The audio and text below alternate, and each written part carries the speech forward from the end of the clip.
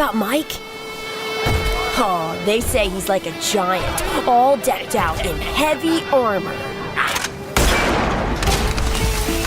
He's the baddest legend in this city. No cap. Straight up. Baddies bounce when they spot him. Dare to mess with him, you'll get hurt. Nah, that ain't it. Why? Okay, hear me out. He's got that never give up attitude and hands quicker than anyone. He's always working on every muscle and improving himself. He's ready to pop up wherever people need help. That ain't cool at all. Oh, trust me. When he pulled me out of that fire, he was hella cool.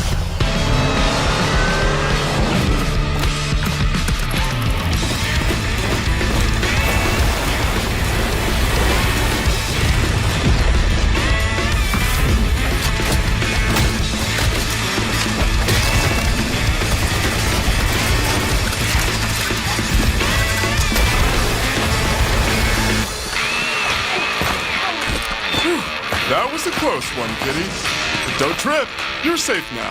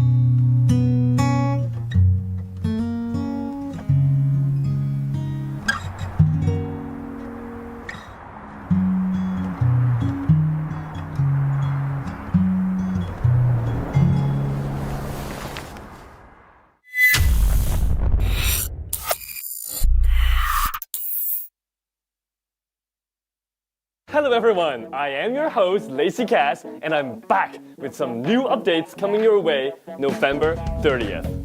Farlight 84 is evolving and the next update will provide a sneak peek at what's coming throughout the next few months. Now grab some snacks and I'll share with you what's next on November 30th.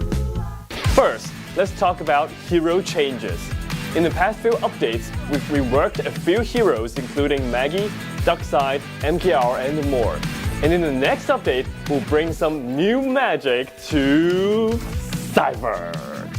First, to enhance Cypher's diversity and tactical choices, her tactical skill will be changed from area recon to coordinate shift. With her new skill, Cypher will throw an electromagnetic pulse device and monitor its coordinate changes. During the device movement, pressing a button allows you to go to that coordinate where the device is now located. Otherwise, the decoder will be directly transported to the coordinates where the device lands. This means Cypher can adjust more flexibly during combat.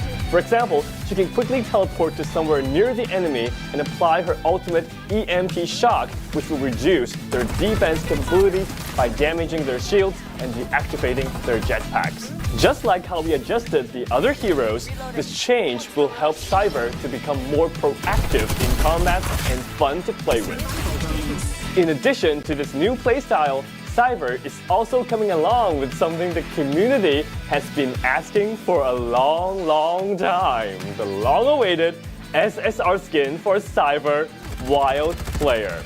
This new skin is inspired by the classic Streets Gaming arcade style.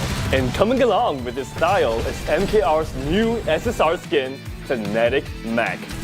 The series come with some interesting special effects that you'll definitely love. Both skins will be available in the all-new Battle Pass Pixel Bliss for the next season. Apart from these two skins, let's take a look at the other lottery skins coming your way in the next update. New chest event, Sandy Illusion, will bring us a brand new Bar 95 UR skin. In the merciless desert, only the most daring adventurers can survive. Also introducing the new lottery wheel, Polar Adventure. Craving piping hot pizza in the freezing Arctic? Look no further than Maggie's new SSR skin, Absolute Zero. Starting from this version, we'll gradually enhance the artistic style of the game. You've shared a lot of ideas about the game's art style, including suggestions for a new lobby art. That's a fantastic idea, but to do that, we need to first redefine the style of some characters so everything can look coherent. You may have noticed that many new skins released recently share a common theme. They all look trendy, quirky, and modern. Knowing that you love how these skins look, we'll start by expanding the aesthetics to some of the heroes that don't share these traits. And the first one is our fireman, Captain. Captain has a low selection rate, averaging only 3%. Unlike the other characters, we feel that Captain lacks his unique personality with the current character design and would like to update his look. The new Captain will have a more prominent personality, showing his robust physique with a gentle and reliable twist. Inheriting his instructor's will and continuing to seek truth, Captain will become the synonym of justice and will remain a helpful friend of the neighborhood. Being a skillful fireman, his Aqua Blast skill deals extra damage and slows down the enemy. What did you know? The effects actually become stronger when used closer to the enemy. I bet most of you don't know because so few of you play as Captain. Now, to reintroduce this hero to all of you, we've prepared a video to tell you more about Captain. So remember to subscribe and hit the bell for more Battle Royale content. What's that? Captain's dancing?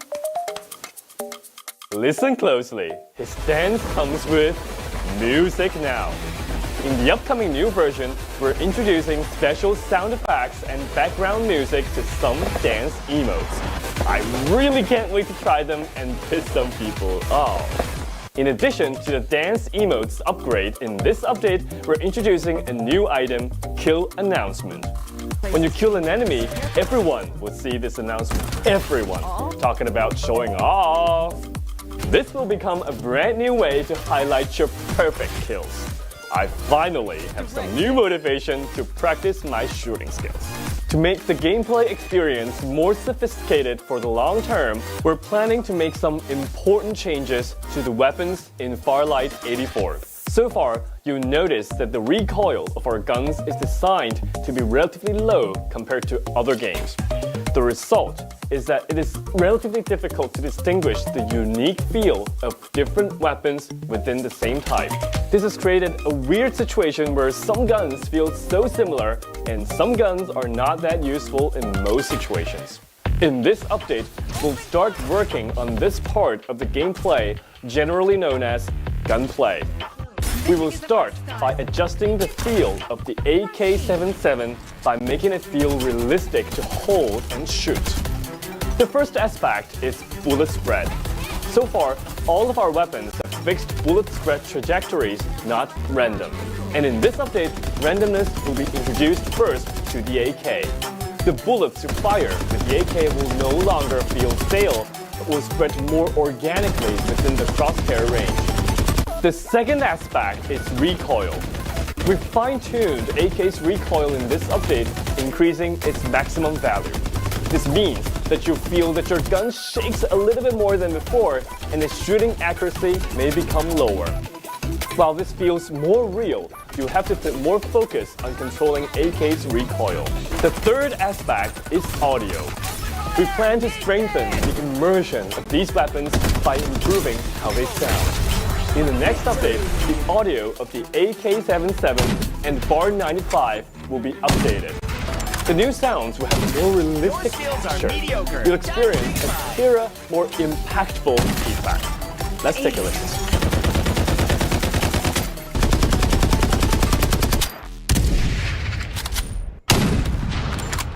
Overall, our goal with these adjustments is to raise the skill ceiling of Gunplay, giving you more room to learn and master the weapons. Your full potential will be expanded, creating an excitement that lasts longer. You may ask, will that make it more difficult to play on mobile devices? We totally understand your concern, so the mobile experience will be optimized by recalibrating aim assist so that the experience still fits well in the palm of your hand. We're preparing a special announcement video to talk more about these upcoming changes and share some design thoughts on making the Farlight 84 experience even better. So subscribe and follow us to stay tuned. Next up, events. The event column is introducing a new announcement section. In the future, updates and announcements will be displayed right here, making it convenient for everyone to understand the details of the updates and know what's happening in the community. For example, we'll post anti-cheats updates right here for you. While we kept updating the ban lists every week on social, not everyone gets the information because of social algorithms. Now, these info will be shown right here, so every one of you get to know the latest news. And good news! Rewards are getting even better in the events. Now the daily tasks will provide you with new challenges and rewards every single day. At the same time, more rewards are now available for progression have also been increased. We've added the drop of Elite and Legend pack in the progression track, and you'll keep getting extra rewards even if you finish the whole progression. We have also optimized the chest event. The chest event will now be an open draw, meaning you can be sure which item you will get for certain within a given number of pulls, let's say 50 pulls. In the past, you couldn't be certain about that. Additionally, on any PC version, the update will now support the direct purchase of weekly and the monthly cards, offering more choices for you to support the game's development. Personal profiles also have some exciting new additions. In the future, your profile will display a popularity score. Encounter a good teammate, give them a follow to boost their popularity. At the same time, you'll be able to view the history of visitors to your profile. Talking about social features, I guess you have encountered this weird situation. You see a friend when you log into the game. You want to invite them, play together, but they're already in a match. You wait, and they finally finish that match. You press invite, but he's in matchmaking again. After the update, you won't get this kind of trouble anymore. You can schedule to play with your friends who are currently in the game. Of course, if they indeed don't want to play with you, sadly, it's okay, we'll find another one. Now, you finally managed to find a friend to play together and you're in matchmaking now. While you wait, you want to claim the event and seasonal rewards, but you find that you can't click. After the update, this will happen no more. You can now claim the rewards whenever you see them. Finally, before everyone in your team's gone after a match, you will relive your highlights in the game. Every brilliant moment is worth watching and analyzing repeatedly. And I mean repeatedly. I'm sure you'll want to watch that 1,000 times.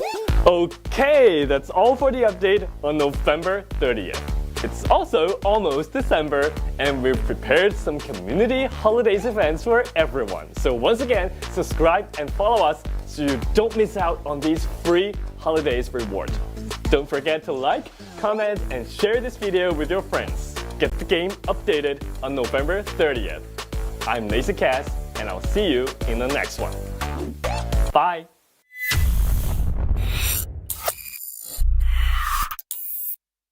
This is going to be the first game of the group for the PC division, and we will have some fun. Let's go. Why did they wait to do that? And now they're gonna go in. This is a fight on the air, and that's a shot to me. Go there, the top two squad. You need to respect the top two squad. Elimination.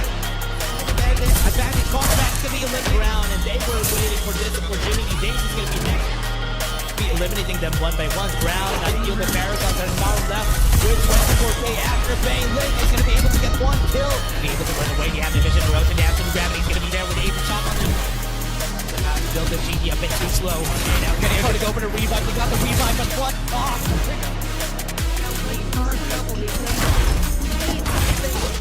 Done. That's actually connected. Over. It's looking like What's remaining? Yoki 1v1 high ground in control for the side of Garubek. But Yoki, he's got the defender to get the job done.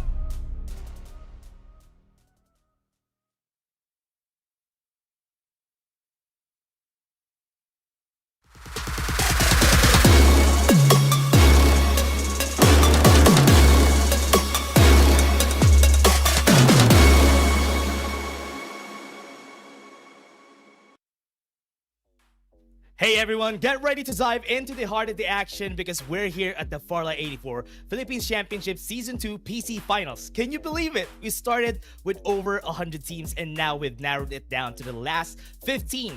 The plays, the highs, the lows. We've seen it all. Some dreams might have taken a hit, but in the chaos, new dreams were born. Hold on to your seats because this isn't just a match. It's a saga, a story unfolding before our very eyes. 15 teams, each with their eyes on glory, are about to clash in an epic fashion. This is where legends are made and where your storytellers for your journey. I'm Dash, alongside the incredible Burger Kim, and together we're about to unravel the final chapter of the PC Finals. Let's dive in and make history. You know what, Dash? Thank you so much for that awesome intro because you know what?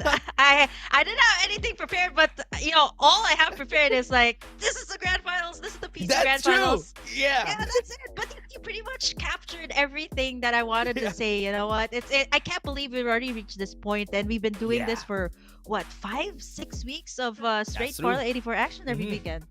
Yeah, it's like 3 months overall, because if we're gonna count the holidays, I think it's also 3 months. Yeah, so there's a lot of time for the players here, but the journey is now ending, and it's so surprising that it's ending that fast. You know, 3 months just went by. We were casting like every week, and now it's gonna end today. So for the players, it's also the end of a journey. It's season 2. I hope we have a season 3 for the players that weren't able to join this finals.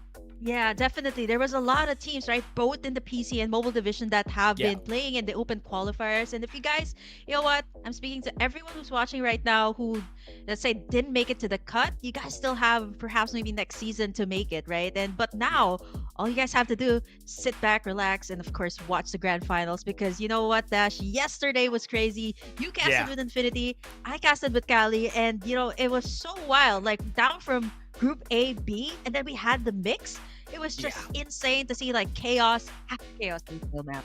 Yeah, it was great though. It was great seeing a lot of chaos, a lot of fights that were happening, and also some surprises during the whole time. You guys were casting the Group A and Group B, and there were some surprises there. Some teams weren't able to perform as we expected, because remember, we talked about it before that. And when we talked about it, we had some teams that we actually expect to perform really well, but they weren't able to do it that time around. But again, really hyped to see what's going to happen to the grand finals, because as we said, in the PC division, there's no team that could definitely just get on top right there. Oh man, grand finals today, right? And this is it. 5 maps straight for the grand finals, and you know, it's gonna be really interesting too that we're bringing Lambton here, right? So you guys have been seeing it ever since the knockout stage, and going here into the grand finals, we kind of saw a glimpse already of the teams who are, you know, who prefer Lambton or who are doing well in Lambton. And we also have a mix up with Sunset City. So yeah, this is the schedule. Make sure to take note of it. Make sure to catch every single round because it's about to get chaotic. And of course, it's chaotic because everyone's fighting for a total prize pool of Oh. 37,500 US dollars. Yeah, and as we were talking about the prize pool here, a lot of the players here are really gunning for this, and that's why their dreams don't want to be crushed in this whole tournament. Now in the grand finals, we're gonna have 2 times of Lambton. It's gonna be round 2 and 4. We're gonna have Lambton on those days, or at least on those rounds, but we're still gonna be back at Sunset City. I'm kind of excited to see the teams. I mean, we've shown it yesterday. These teams that are gonna be here, this were the semi-finals points. So that's why the 1 to 15 that you're gonna see, that is based on their points. And now SPC right down there at number 14 is the most surprising thing here in the grand finals.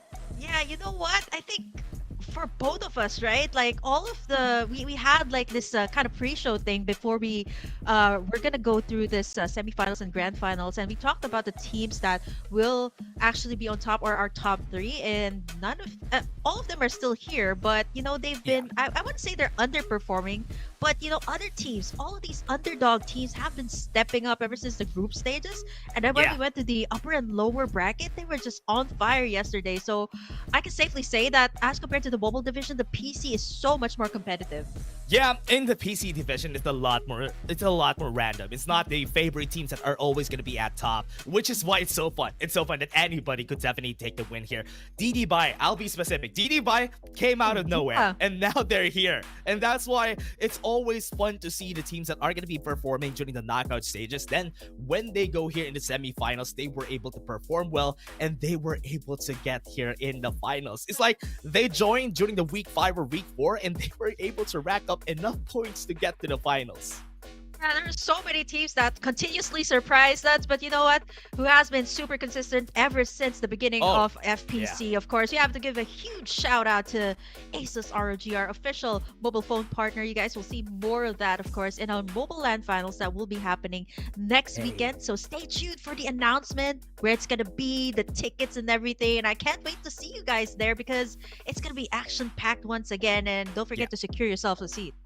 Yeah, and also don't forget to follow our socials, everybody. And also for Fantech, thank you very much for sponsoring our seats. And even their peripherals are one of the best if you want quality on your peripherals. So check out Fantech. And for everybody out there, check out our socials, because everyone who wants to join the LAN finals that's going to be happening next week, you would get the details right there on our socials, so you'll know. And we're going to be seeing you guys. So we're excited to see actually everybody watching and all the players that we're playing ever since the start of FPC. Yeah, man, this is still, of course, the PC Grand Finals that we have to go through, and I think this is going to be really interesting, right? As compared to the Mobile Dash, Execration has always been the one on top, very consistent ever since, but the PC, you know, the defending champions that we're talking about is Beta PC, right? And, you know, there are other teams like Naos, Built Different, and even some of the surprisingly Eternity yesterday that just did so well. So I feel like it's going to be like a different mix of champions here in the PC division. It's going to be a different story here for the PC division, which is why everybody loves the PC division. But again, don't forget to follow us on our socials, everybody. All the lives that we're going to have, even the LAN finals, even this one, is going to be on those socials. And in TikTok, we have some TikTok drops for you guys. So we have the redeem codes, and we even have some TikTok drops. So call all your friends if you all want to share the blessings and share the codes to your friends.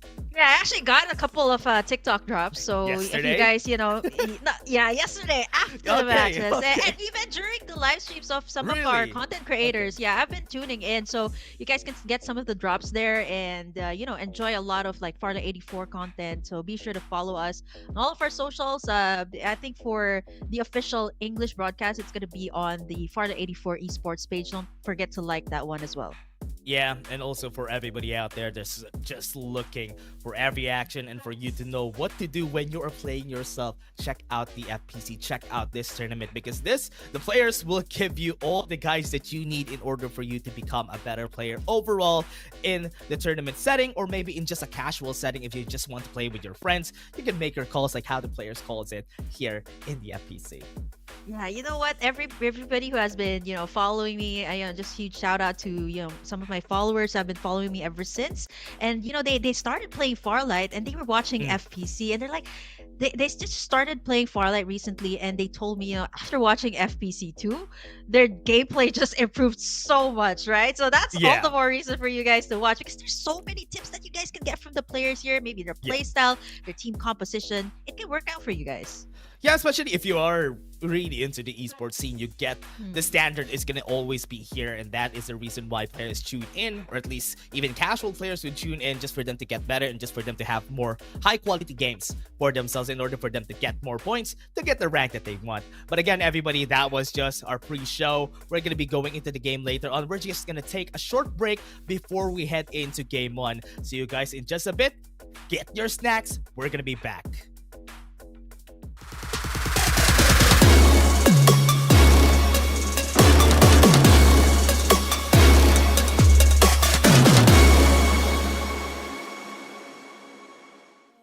About Mike?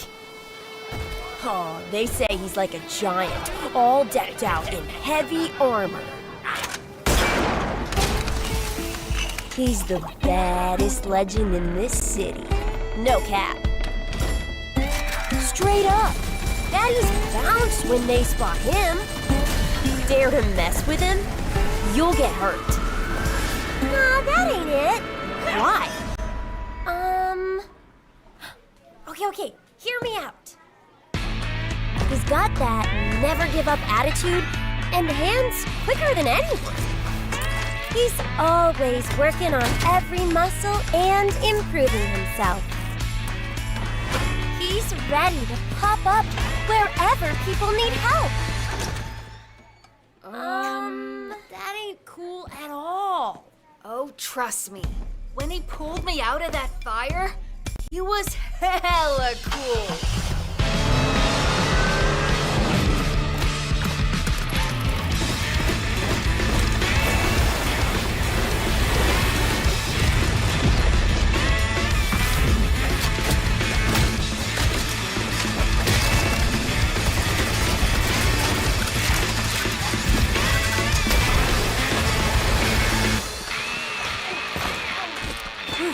That was a close one, kitty. But don't trip. You're safe now.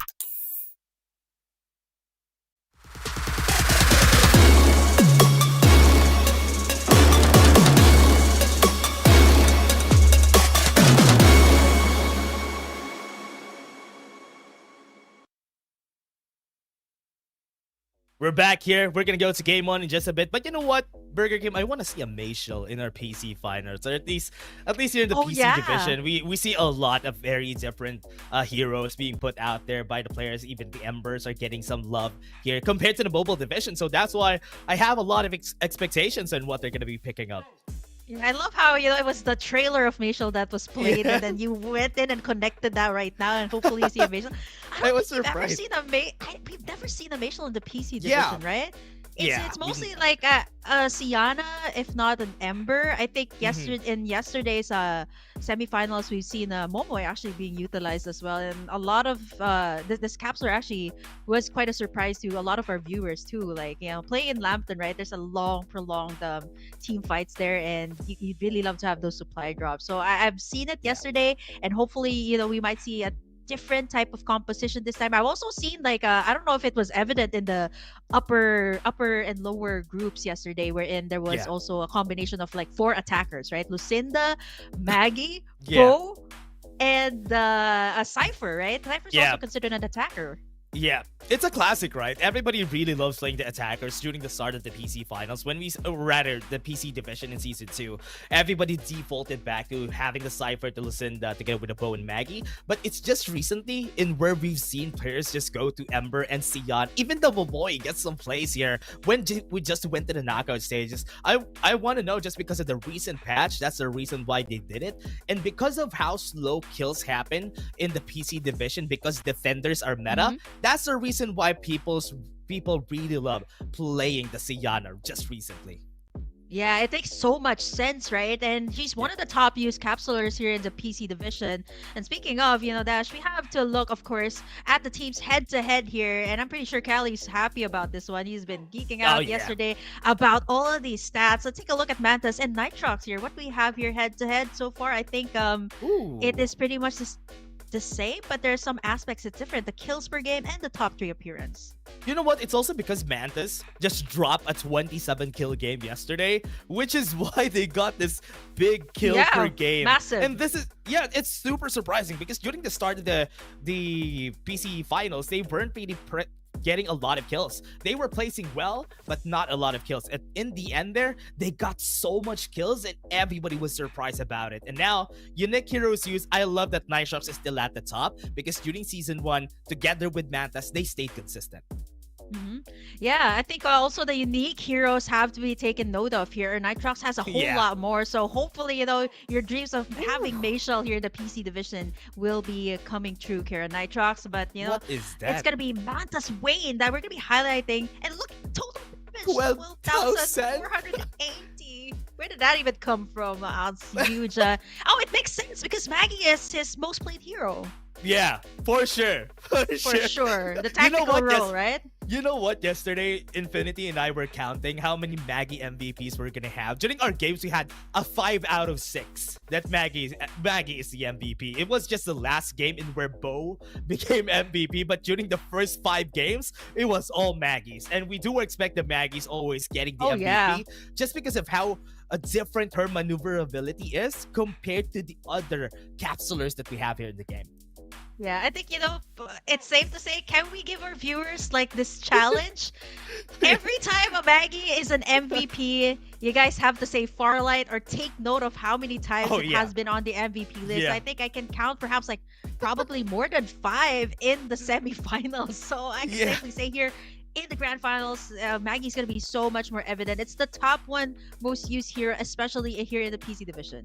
And we're going to be counting it with you guys. The first game, for example, 1 out of 5. That's 1 out of 1 at least for the game. And we're going to see where it's going to go and how many Maggies we're going to have for the day. So I'm kind of excited what's going to happen. Oh, wait. We have a portion for talent predictions. This is fun. Oh, let's see. You know what? I just want to say, I want to put it out there. Every time I give a prediction, it rarely comes true. But let's see, right? I want to see yours, Dash. Let's take a look. Oh, there you go. Oh, there you go. I'm guessing this is for the top one, right? The grand final. So obviously me and Callie talked about it, and you and so on the English desk, it's the English broadcast. Me, Callie are for eternity, and it's so only Infinity that's for Mantas. But I do understand though why it's Mantas. They're this kind of team that we did highlight them in the head-to-head, right? And even in the player spotlight. Mantas is one of the teams that is, if they go unpunished, they can just take everything, right? They can take maps there, and they've been in such close quarter combat with so many teams, and even in season 1, right? One of the most seasoned teams that is also poised to win. So I do understand the logic, Infinity. But I want to see why Autolus and also Berting went in for Notorious, and Autolus went in for Beta PC. Yeah, Beta PC. I mean, I understand why, because Beta was the former champion. So that's why he actually believes that they might be able to actually snag the win here in the finals. And Notorious, I'm okay with that. Berting having Notorious there at the top, because remember, yesterday they got the second place in the semifinals, and their performance was really nice. And that's why Bethel the God, remember, in Notorious, really did a number on some of the squads we had here. Oh yeah, speaking of Notorious, right? Berting was the only, mind you, Berting was the only talent back in ACC that got all the predictions right. So that's true. That's true. So let's find out today if that's going to be the exact same thing. So is Berting going to be the one that gets the prediction right, or is it Autolus? Because they're the only two that have different predictions from everyone else. Yeah, I think if we had our top 3, I think every one of us had to predict like a top 3 of ourselves, and I think all of them are there now. As Mantas and even Eternity are there. I think Paragons is also one of the teams that people love, or the talents love there. But we have only seen the top 1 teams that is there. But there is a top 3 that we had, everybody of us. So now we're gonna go to game 1, everybody. I am really excited and how this game is gonna go. Remember, this is the finals, and everything is on deck. Everybody has their equipments ready. And it's going to be so much more exciting because once again here in the Grand Finals, it's going to be reset. It is going to be starting from scratch. 5 maps straight. We're going to head straight into, of course, the map in just a bit. So remember what we mentioned, Maggie MVPs. It's the PC Division Grand Finals. Let's head over to our first map and, of course, a classic one, Sunset City. Sunset City, we're back home and we're here. But no, it's not good because look at where the capsule went. It just went further to the southeastern side of the map. So teams that really love going to the upper left side of the map are not going to have the greatest time. Remember, Naos and Mantas love going to that side of the map. No, you know what? I was just going to point that out because Naos had a tough time in the group stage yesterday. I think 2 maps straight, the flight path did not favor them, and it took them so much time to reach the power tree station, and even in Lambton, right? Which is the reason why their respawn pods were taken out. They weren't able to take in the resources that they needed early on. But look at the map here. It's a bit more even out this time, but Naos actually might actually go to Nova Planetarium. They're like skedaddling between these 2 POIs, but I think they're still gonna go to their safe spot. But you know what? I think they're gonna be the last ones to drop at Power Tree. Yeah, they're gonna be a bit late. It's a good thing they had a flamethrower right there. Perfect for them to go to Power Tree Station, together with Mantas always dropping a Tiger's Wrench. And we have seen DDBY performing well during yesterday's game. And it's also great to have them close to each other. I just want to see what the first round, or the first circle, where the first circle is gonna go, because that would determine where the rotation is gonna be. And as you said yesterday, now they didn't really favor the zone and also where the capsule path was really went. Yeah, the Paragons too right now. Speaking of the team that, yesterday there was a map back in the upper and lower wherein they were able to rack up at least like 20 plus frags there. It was all because of the great early game that they had. And right now, Paragons just got a secure hold. They're all alone there in the high resource area. So they got everything under control and they can actually rotate towards the Smiley Island, then head over to Todd's Hot Rod or Tin Man, an area that has so much resources to take in. Yeah, and we're going to be looking onto now SBC, the top 1 team during the group stages. They had the most amount of points, and until now, I think they still have the most amount of FPC points from the whole tournament because they were consistent all throughout. And they just struggled yesterday during the semifinals. But again, it's just the semifinals. It's still not done. Now SBC could still come back from this. Everybody went back to square one. Powerhouse lost 1 member, and that's not a good start. Wow, respawn pods are going to be crucial here since a lot of the teams yesterday in the semifinals really are aggressive when it comes to taking out those respawn pods so that whenever you go in for the rotations, it will be really deadly for you. It could actually be an elimination for you. So we've seen a lot of those types of aggression come through in the semifinals, and I'm looking forward to see more of it here in the grand finals. Yeah, now in the grand finals, people are going to be a bit more chill. And that's the first step that we had here. The reason why is because Powerhouse lost one of their members. That's why it's not 60 anymore there. But again, still a chance here for them to go for the revive. And it's still a bit too early to call it out. But now Notorious starting a fight against Beta PC. And that is the biggest reason why they were the best squad yesterday. Because they can definitely fight their fights. Oh man, they went up against Beta PC. This was the same case yesterday for Beta PC. They really struggled, right? A lot of those respawn pods have been coming out. Nitrox here though, up against Build Different. Yeah, Yosho Wow. really strong. The tactical role really helped him out there when he tried to go for the fight. But again, Build Diff wouldn't want to lose one member. Respawners are still up. We're still at round 1. And people have already been getting kills left and right. Yeah, you know the thing about these early games, right? It's just about who comes in very aggressive. I think I have to point out Notorious yesterday. That just, it didn't matter, right? As long as they had their respawn pods, they were willing to keep on going up against these teams. And we're talking about the top 50 that reach here in the grand final. So these are the best of the best that you're talking about here in the PC division. And look at this, Eternity having a great hold of that yellow bridge once again up against DD. And speaking of DD, right, this is the team that is consistently placing at least like top 5 when you're talking about the overall picture, right? Consistent placements, but they've been very passive. Yeah, even during Season 1, they were one of the top 2 teams, if I remember Yeah. correctly. They were one of the strongest squads, but weren't really able to finish that well. Oh man, look at that cluster grenade damage. The DDM3 with no armors, I think Eternity has big advantage here. Frenzy Blast was also used just to put them on a chokehold, and Eternity is just gonna put pressure against this squad.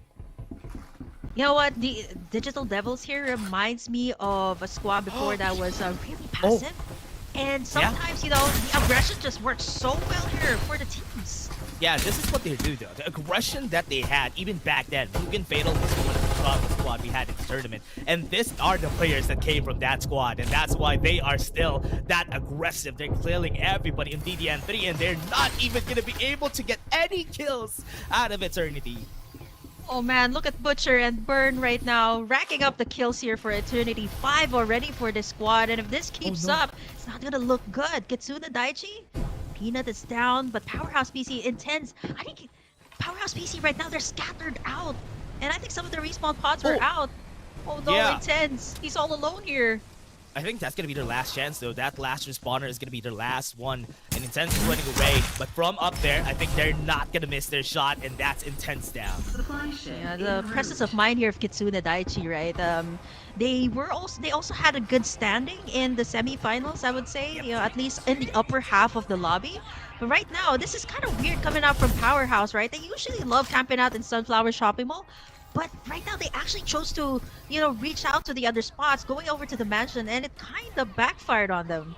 Yeah, it's gonna be hard overall here for the squad. But right now, with the fight that's happening though, Rates able to win out against DDN3. Remember, Tuya, that was his last chance. That was his respawner that was used. And Rates just got one elimination out of Digital Devils. Yeah, this is the point we're in. We're about to reach the mid-game. Everybody that still has the respawn pods can breathe at this moment, but for those who don't have, right, you're gonna have to be extra careful. One squad wipeout, that means you're eliminated from this map. You're gonna go to the bottom of the lobby, and as of the moment, right, no one has been taken out just yet, but everybody has been trading shots. Yeah, right now, this is the reason why Powerhouse PC did not have a secure hold of Sunflower Shopping Mall, forcing them to go straight to the mansion instead, and putting Powerhouse PC in such a very dangerous situation right now. Yep.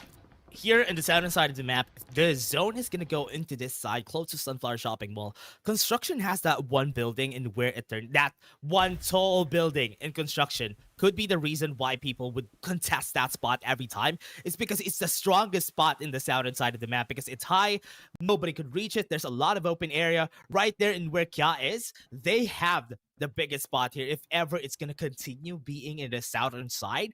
That's why they need to all be careful in how they contest that spot. Unless they have a War Falcon on hand, it's going to be hard to get there.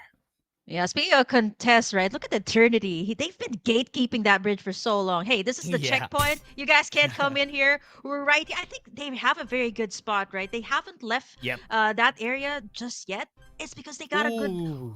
idea of where all the squads who are coming in from left and right, they just have a good peripheral view and vantage point on when everyone's coming in. And I think information is going to be very crucial, especially we're working with a map wherein all the squads, you have all the information on their drop spots, on their comfort drops here at Sunset City.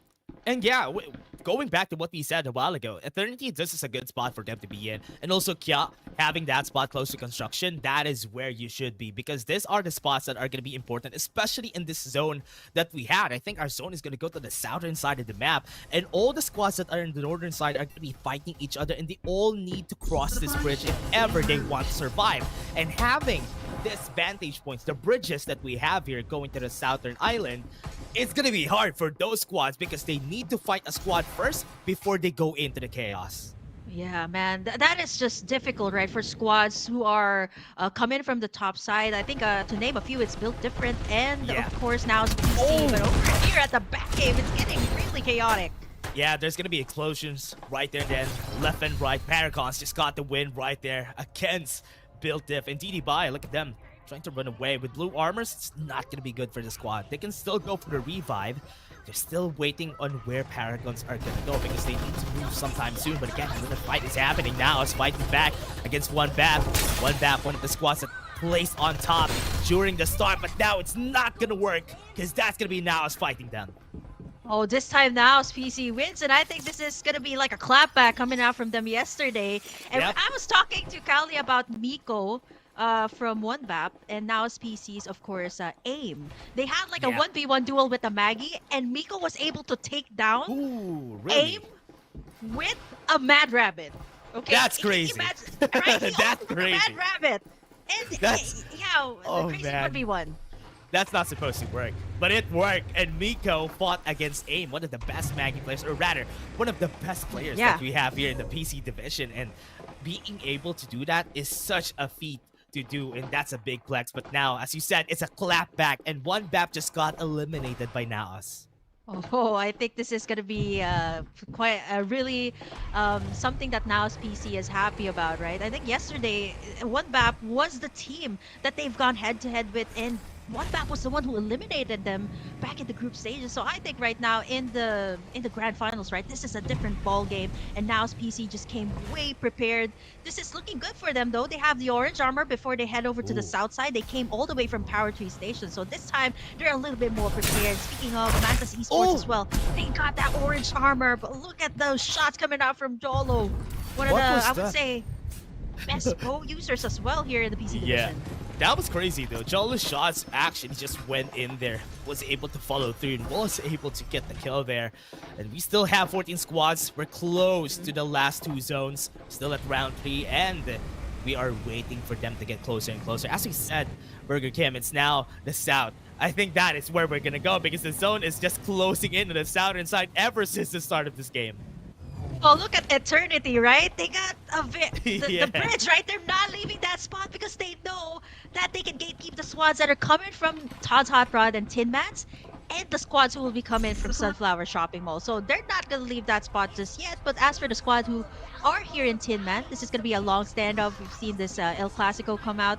And I think here in the PC division, it's so funny to see that the defenders are still a big factor here, even though the Stellar Winds have been buffed up. Vision Erosion has been used up on the other side. Mantas, though, they got a good idea of where Paragons is coming from, and they can actually gun them from afar. Yeah, Digital Devils got eliminated out of that battle. That's why they had a Vision Erosion there. They thought they're gonna survive, but Paragons just eliminated them.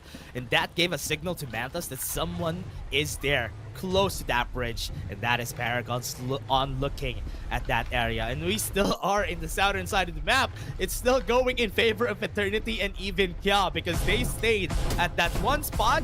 And that one spot is where the zone is gonna go.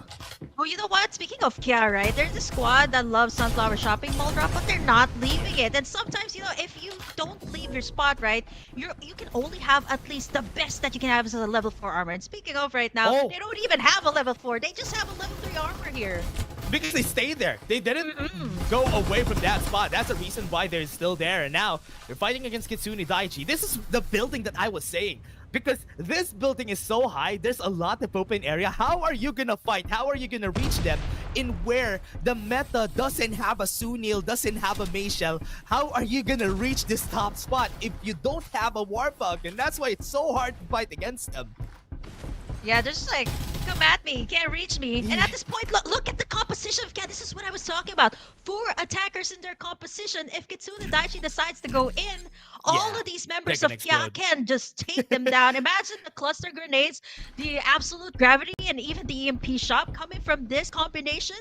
Look at the 3 attackers. If you talk about Cypher, is also considered as an attacker right now. They're just taking shots here, wasting all the resources of Kitsune Daiichi before they even move in. Look, they're huddled in one area, and if the bow here throws that clustered grenade, that could actually shred all of the armor here of Kitsune Daiichi.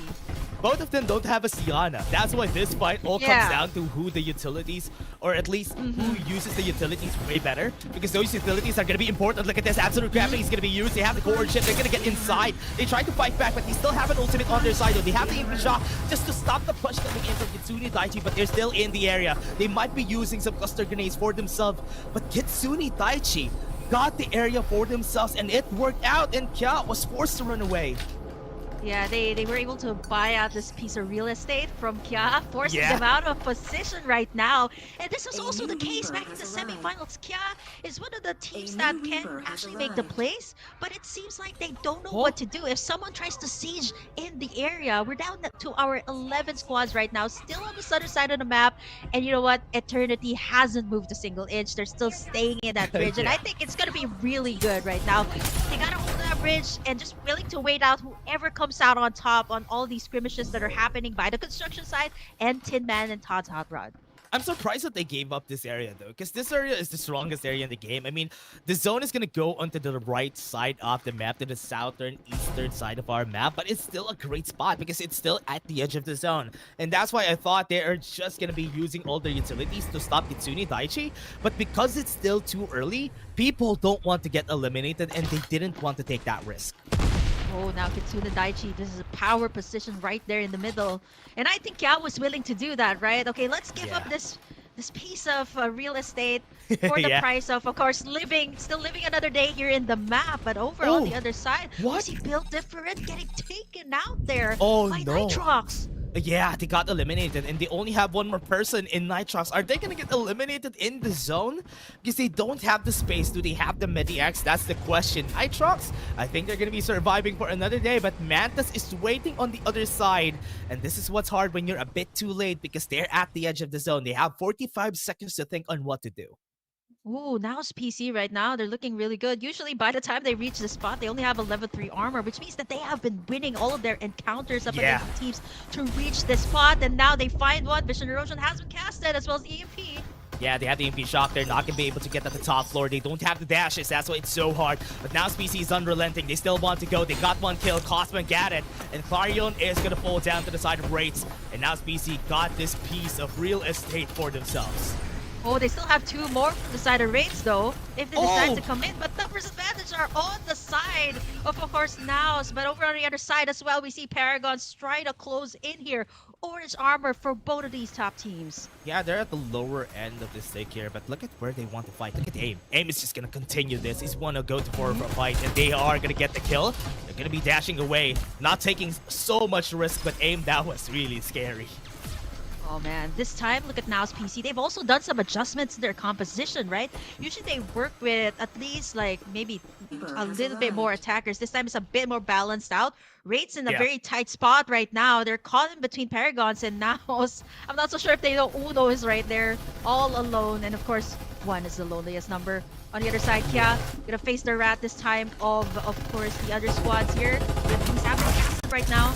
Yeah, Kitsune Daiichi, the anti cluster grenades being used though with the Frenzy Blast. Kia is just trying to play it patiently. Still have the area onto themselves. They're at the edge of the zone, and it's working out perfectly. But Axel's gonna fall down, but that's gonna be good. Kitsune Daiichi is gonna be out, and Kia survives for another day, and they got the elimination in that squad. Oh, Rice Noodles right now. This was the guy. I remember it so well. I know he changed his IGN, but he's the one who also clutched something all the way back in FPC 1. And we're talking about Season Oh. 2 right now. Everyone's looking to Oh. create their saga. Look at the defender plays coming through from all of the Maggies here are just connecting. This is just so nice to watch. Oh, Elimination man. now. Cholo is down for Montas.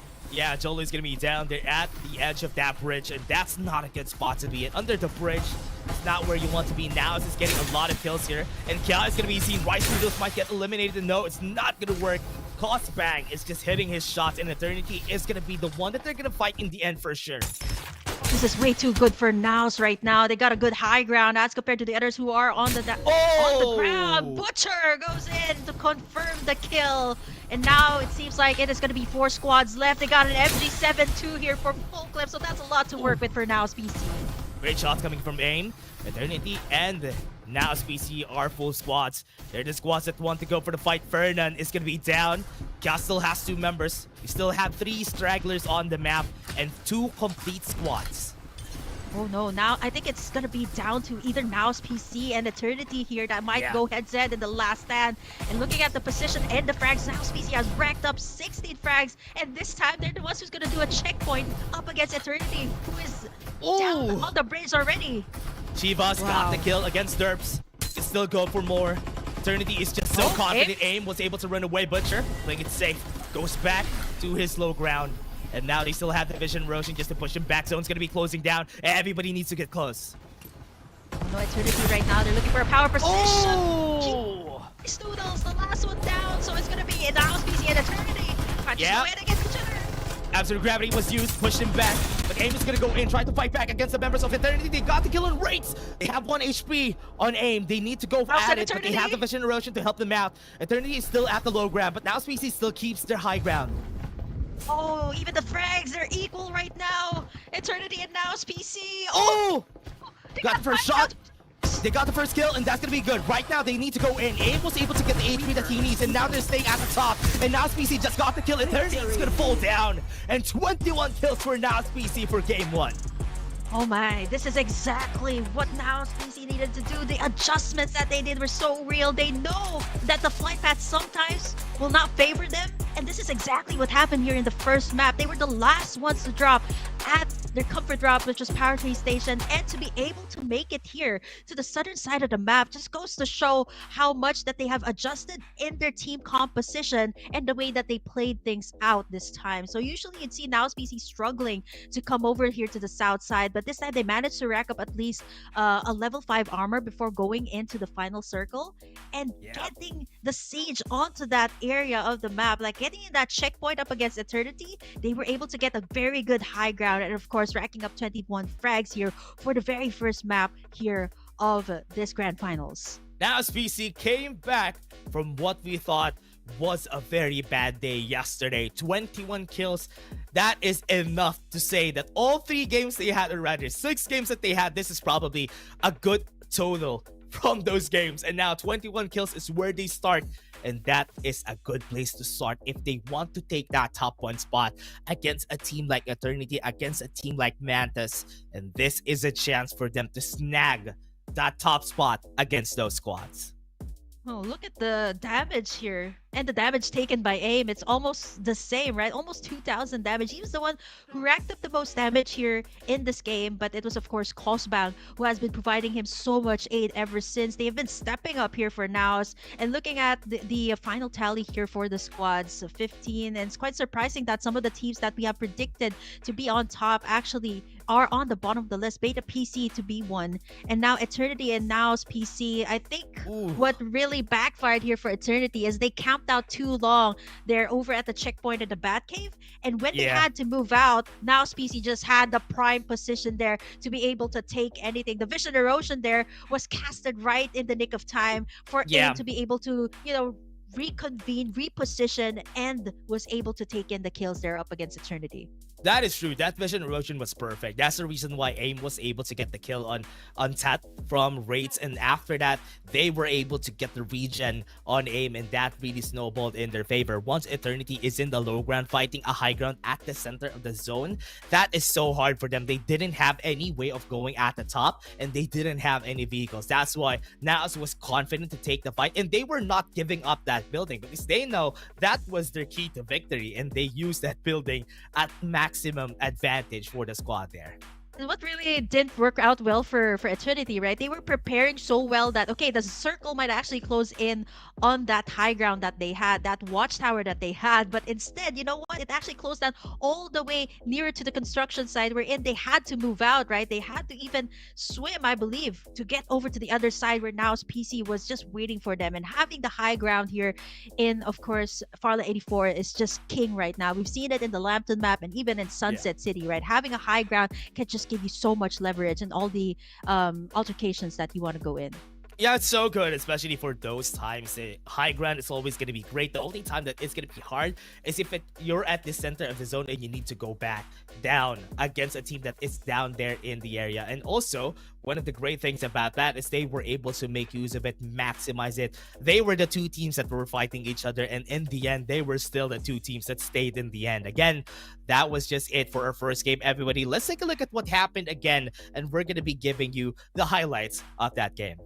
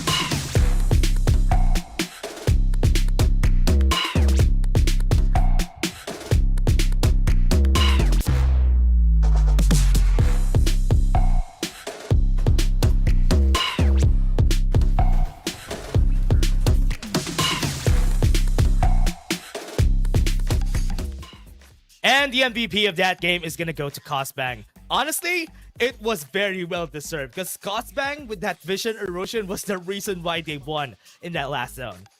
You know, every time an Ember pops up here, I always tell Kylie, I'm pretty sure Dash is very happy about this one, I right? think I remember you always say that, but this is nice. We are now 0 out of 1. No Maggies. 0 out of 1. No Maggies yet. I think we just jinxed it right before the broadcast. Yeah. But you know, it's nice to see the Embers. It's really nice to see the Embers because this really takes me all the way back to ACC when, you know, I was just starting out in Farlight and, you know, Embers were such a huge thing. And when we went to FPC 1, it kind of slowly died down. And then here going back into the end of FPC 2, it is just so nice to see the Embers finally being utilized to its fullest potential. Yeah, and I really love that Cosbank always is the one using it for Naos. They have always loved playing the Embers on their side because they know how to play around it, especially with AIM playing a bit aggressive. That's the reason why he has like 1,800 damage taken, is because AIM tries to take a risk, tries to bait himself every time, and Cosbank is the reason why he always gets away because of the vision erosion.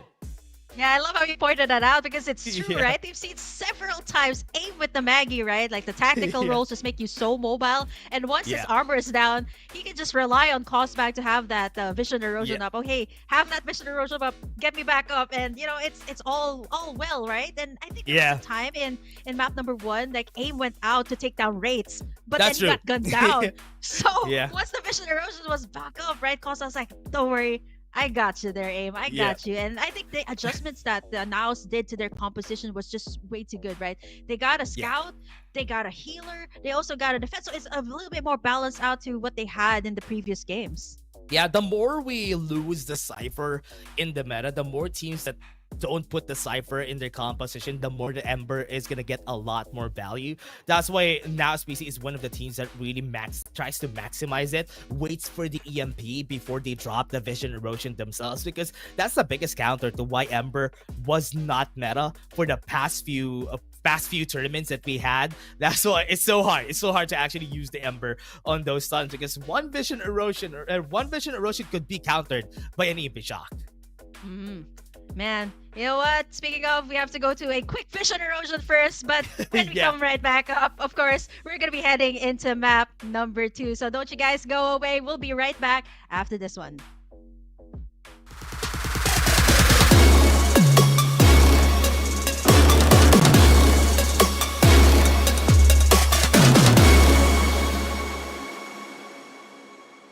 You heard about Mike?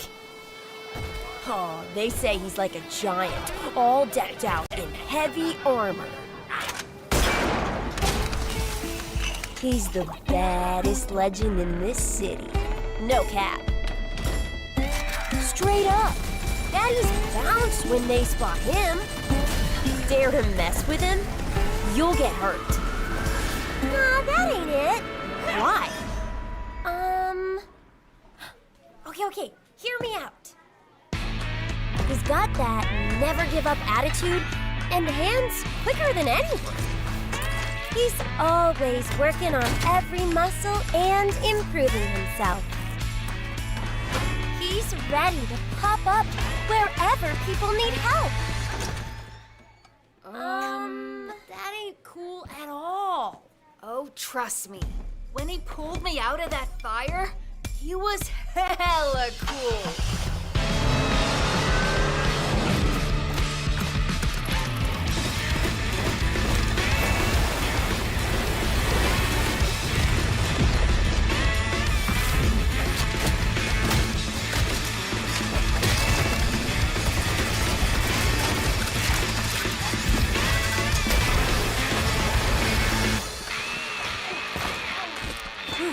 That was a close one, kitty. But don't trip. You're safe now.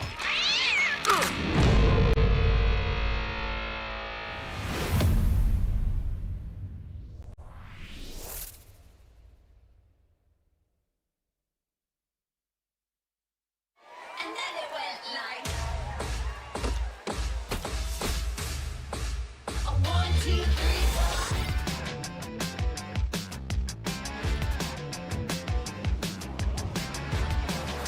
A 1, 2, 3, 4. It's fast, yeah.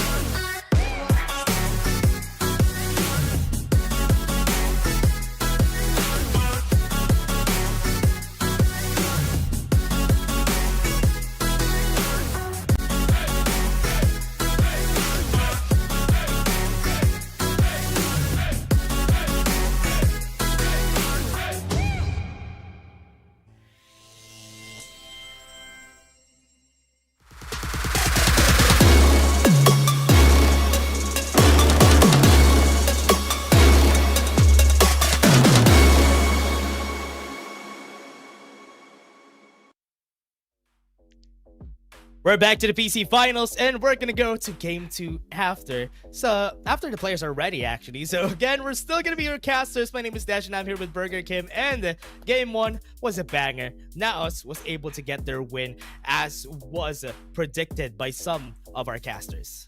Yeah, I think it was Bibimbap from the Tagalog broadcast who actually named Naos as her top 1. Hey, to be fair, okay, I named Naos in my top 3. In my top 3 list. So I'm curious about yours. I forgot what's on your list, Ash. I think Naos was in my top 3. Also 3. in your top 3.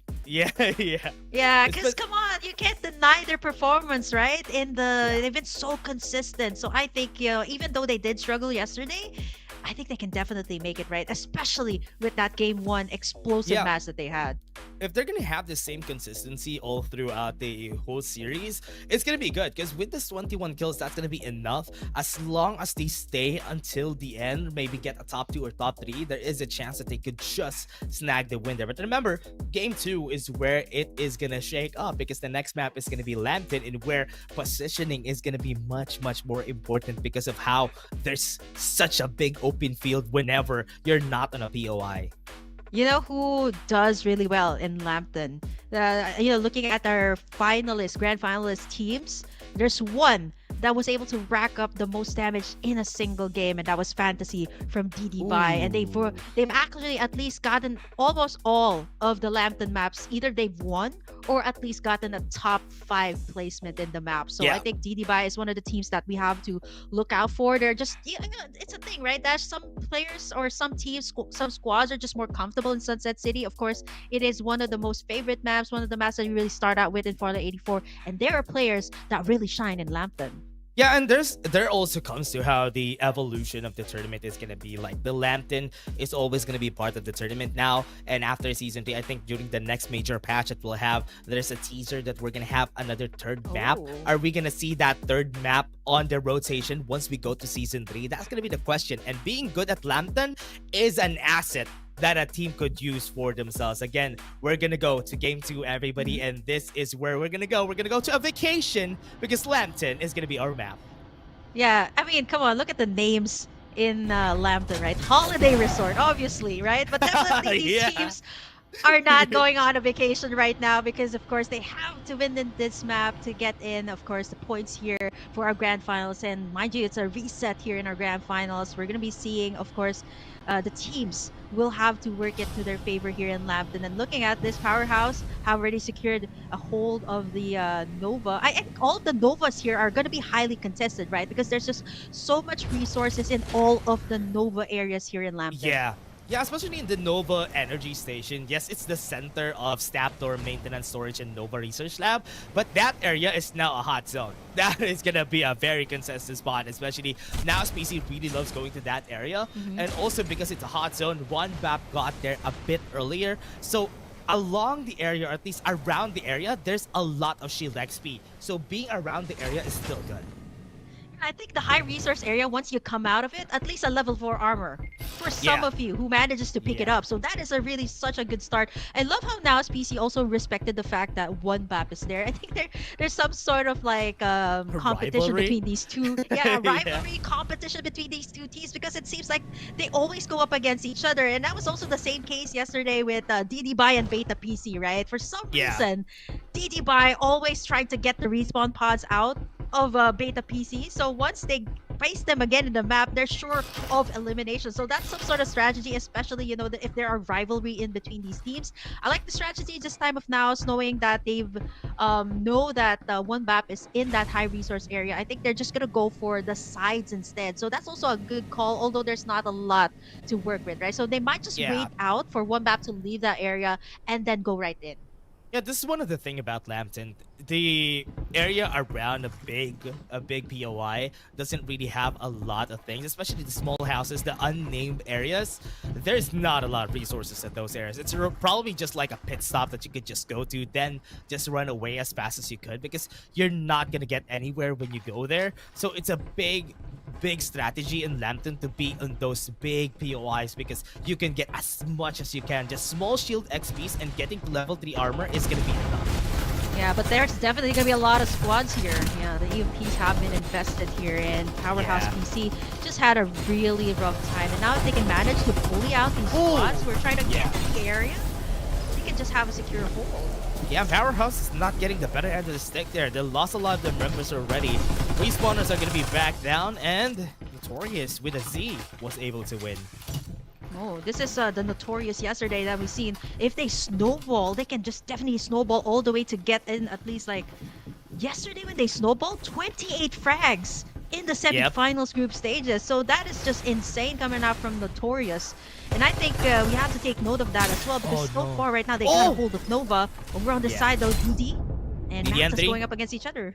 Yeah, having a hard time. It's a good thing they have a Vision Roshan just to help them out. But right now, Mantis, I think they have advantage, but DDMT has a spot of their own. They still have a great amount of area, open area for the side right there of Mantis. That's why they're not having the best time here. Right now, DDM3 is still staying their ground.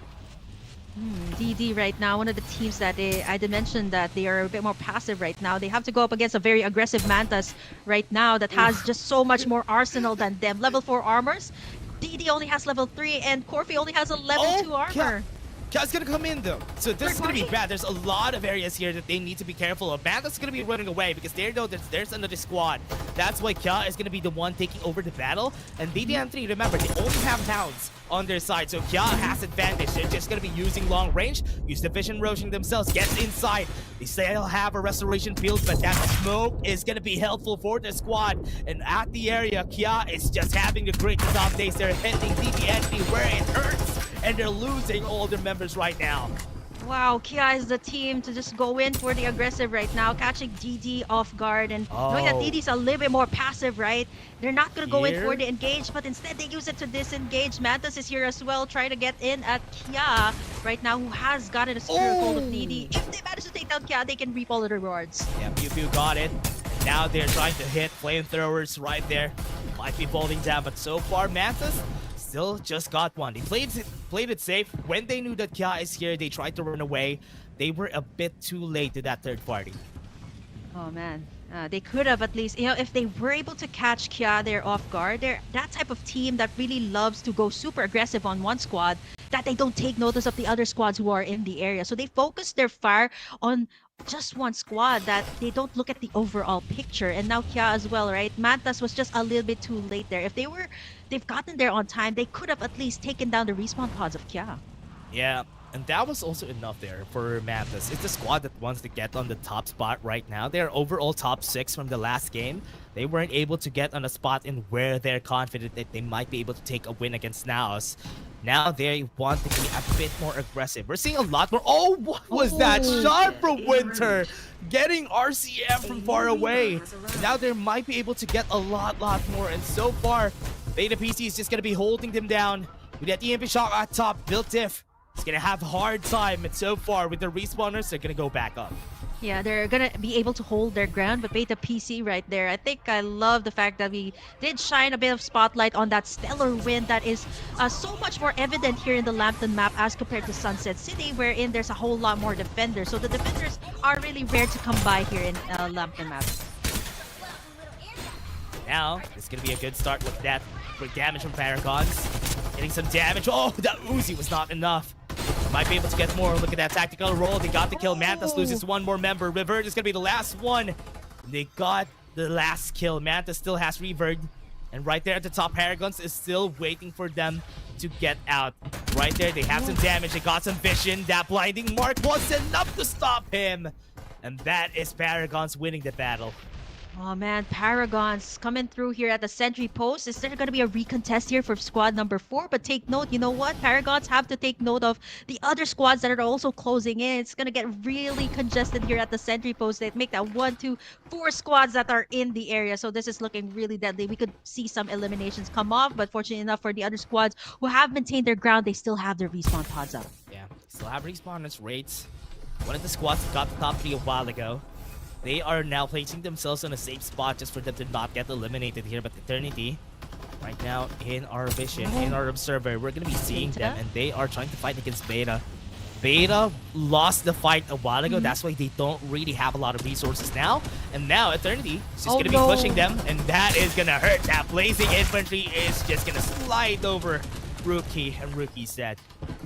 Yeah, fortunately enough, you know, they are a bit scattered out this time. They can't really go for the respawns, and their Eternity is just holding this area right now. It's only VJ. Making a run for it. I don't think he can make it out. 1 HP! Oh no, cluster grenades. Yeah, wasn't able to get any damage though, so that's gonna be it. Beta PC losing one more member, but there's another squad coming in. Oh, Eternity, that's squad number 11. Coming right through here. I think that should be Paragons, and this is the point where Eternity just used up all their resources up against Beta. Yeah, Paragon's gonna be running in. Don't have resources right here. They're gonna be going at the top, taking it slow. This is what's good about Harbor. A lot of plays, 2 headshots, and Archon was able to get that one win of that battle. Paragon's very healthy. They know that they can win against this squad. Eternity might have a hard time when they try to fight. That's why they're just running, and that is enough to get them out of their respawners.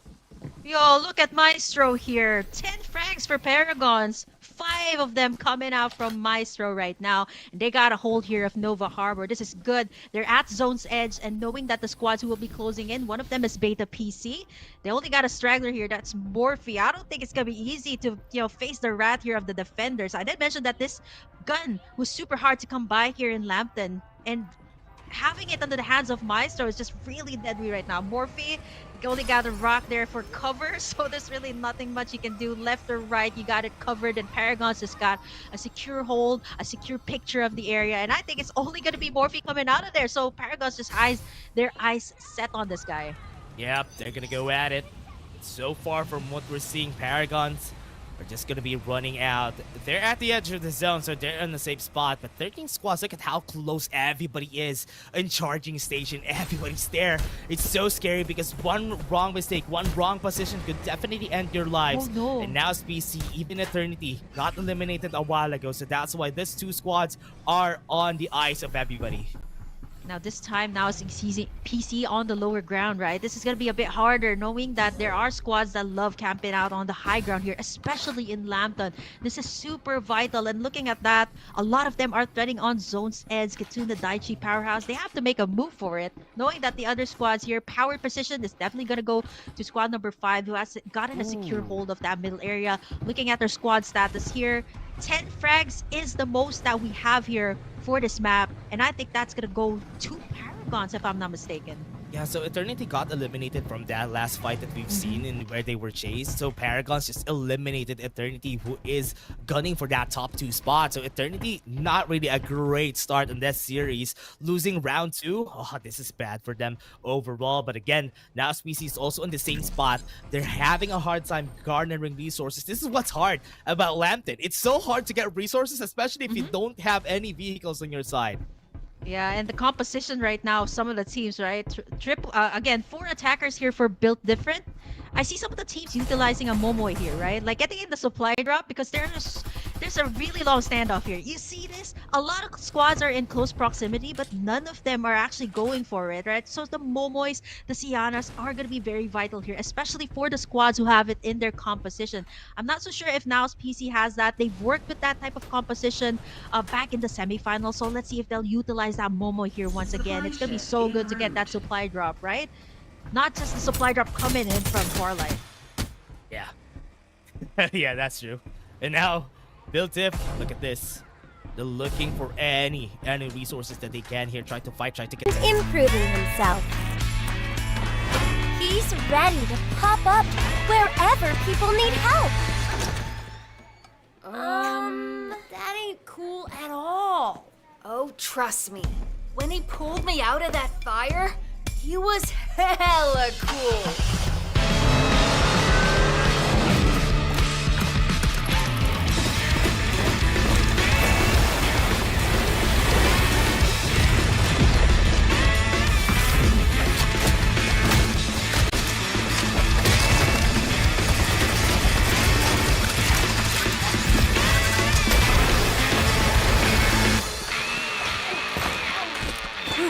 That was a close one, kitty. But don't trip. You're safe now.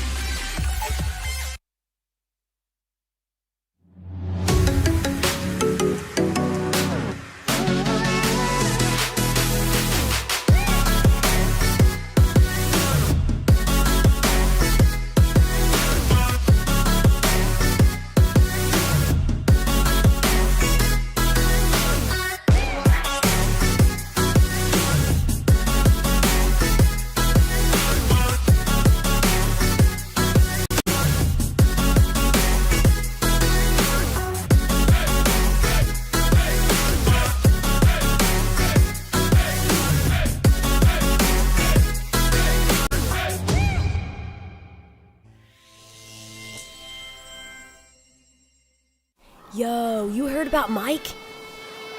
Oh, they say he's like a giant, all decked out in heavy armor. He's the baddest legend in this city. No cap. Straight up. Baddies bounce when they spot him. Dare to mess with him, you'll get hurt. Nah, that ain't it. Why? Okay, hear me out. He's got that never give up attitude and hands quicker than anyone. He's always working on every muscle and improving himself. He's ready to pop up wherever people need help.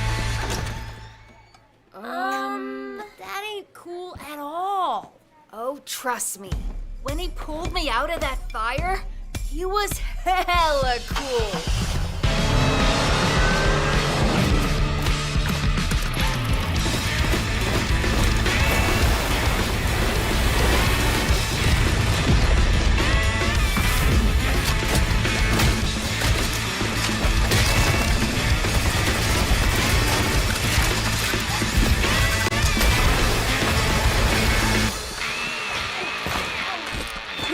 That was a close one, kitty. But don't trip. You're safe now.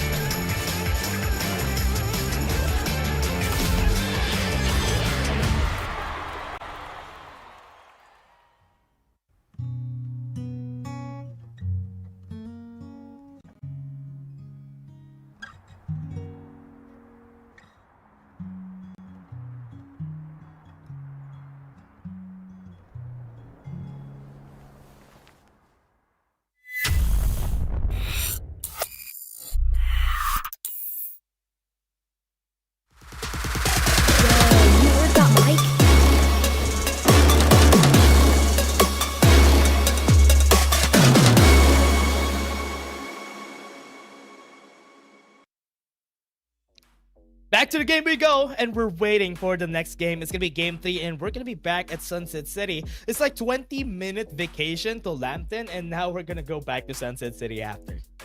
Yeah, I love how you had to put on your specs because I have one myself. Don't worry, I got Yeah, you. there I you got go. you. There you go. There you go. Right, you're just like, wait, there's something new with you. Yeah, I gotta put mine on as well. Yeah, I actually have this on during the game, so Oh yeah. yeah, just to give us a better picture because we're going to Sunset City once more, I think, for this next map. So it's like a mix and match.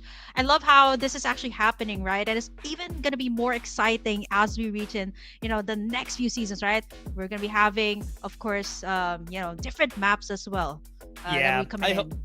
I hope that after this we're gonna have in season 3 at least we're gonna have a lot more. But very sorry for you guys if you didn't see the redeem code a while ago. So here it is for you guys. We're gonna have our first redeem code back again in the screen. Thank you very much for this milestone, and I think we have some more surprises for you later on. I mean, in just like 1 minute or 2 minutes, you're gonna see that surprise.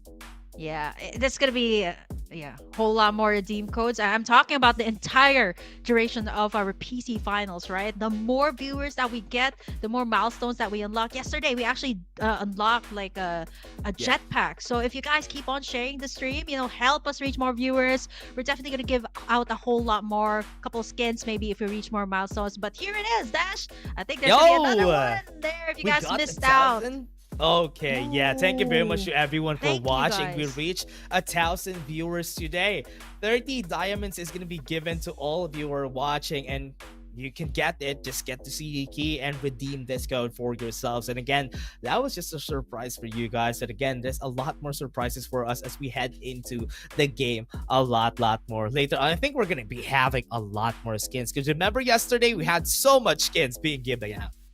Oh, I think by the time it reached you guys, there was definitely a whole lot more viewers, right? Yeah. Because in the group stages, we unlocked the jetpack pretty fast. So we were actually really? surprised that it was so fast. I think in Group A we already unlocked it. So thank you so much, guys. Thank you to everyone who has been tuning in the stream. I know you guys have been waiting for those codes, but please do help us reach all of our milestones, just by sharing the live stream over, on all of your social media platforms. TikTok also has dropped, so all of our social media platforms we mentioned earlier, be sure to watch it because we're going to give a whole lot more. And of course, it's a different ball game when we're talking about the finals here. There's a lot of goodies that Farlight 84 has in store for you guys. Yeah, everybody's gonna be given out there, and also for you guys to actually share the blessings, share the stream to your friends, and tell them that the FPC PC finals is already happening. So don't forget to share it to your friends, share it, and maybe put some hashtags there. Maybe have some surprises for you guys. So again, just share it to your friends so that you'll be able to watch how it is done in Farlight in order for you to have more high quality games once you move forward, or at least get better ranks in Farlight 84.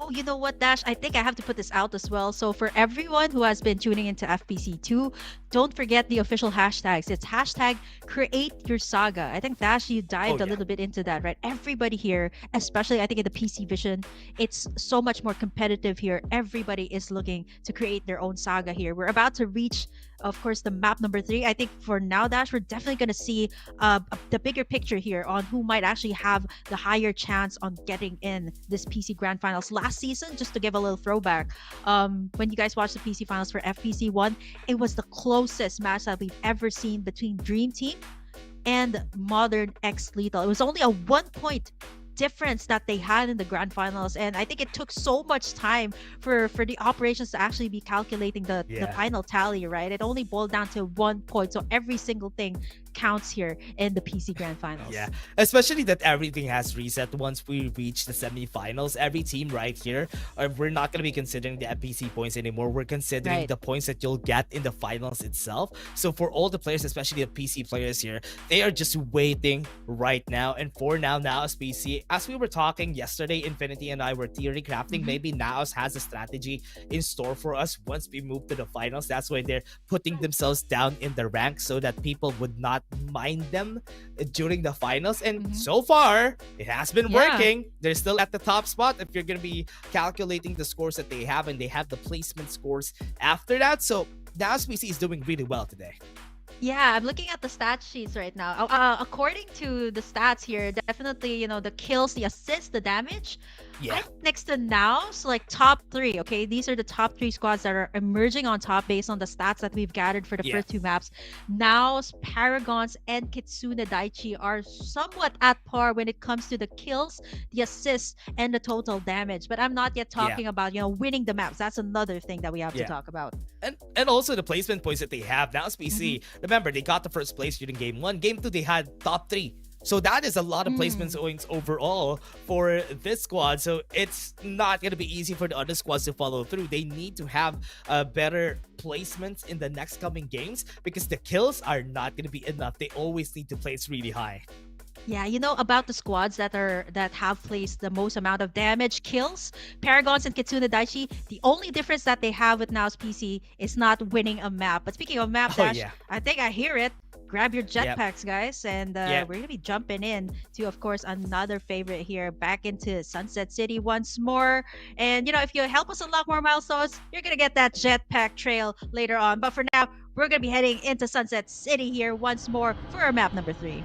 A bit too close here. We're going to go like a 4 o'clock and where the capsule is gonna go. We're still at the center of the map, which is at least a bit better, but it's closely leaning to the southern side of the map, so that's why it's so hard to go to Sanctuary Tower now. So for all the teams, they're just gonna be going to Riverview Park, and we're seeing some of their members just getting there, and Build Diff is still wanting to go to that Sanctuary Tower as fast as they could.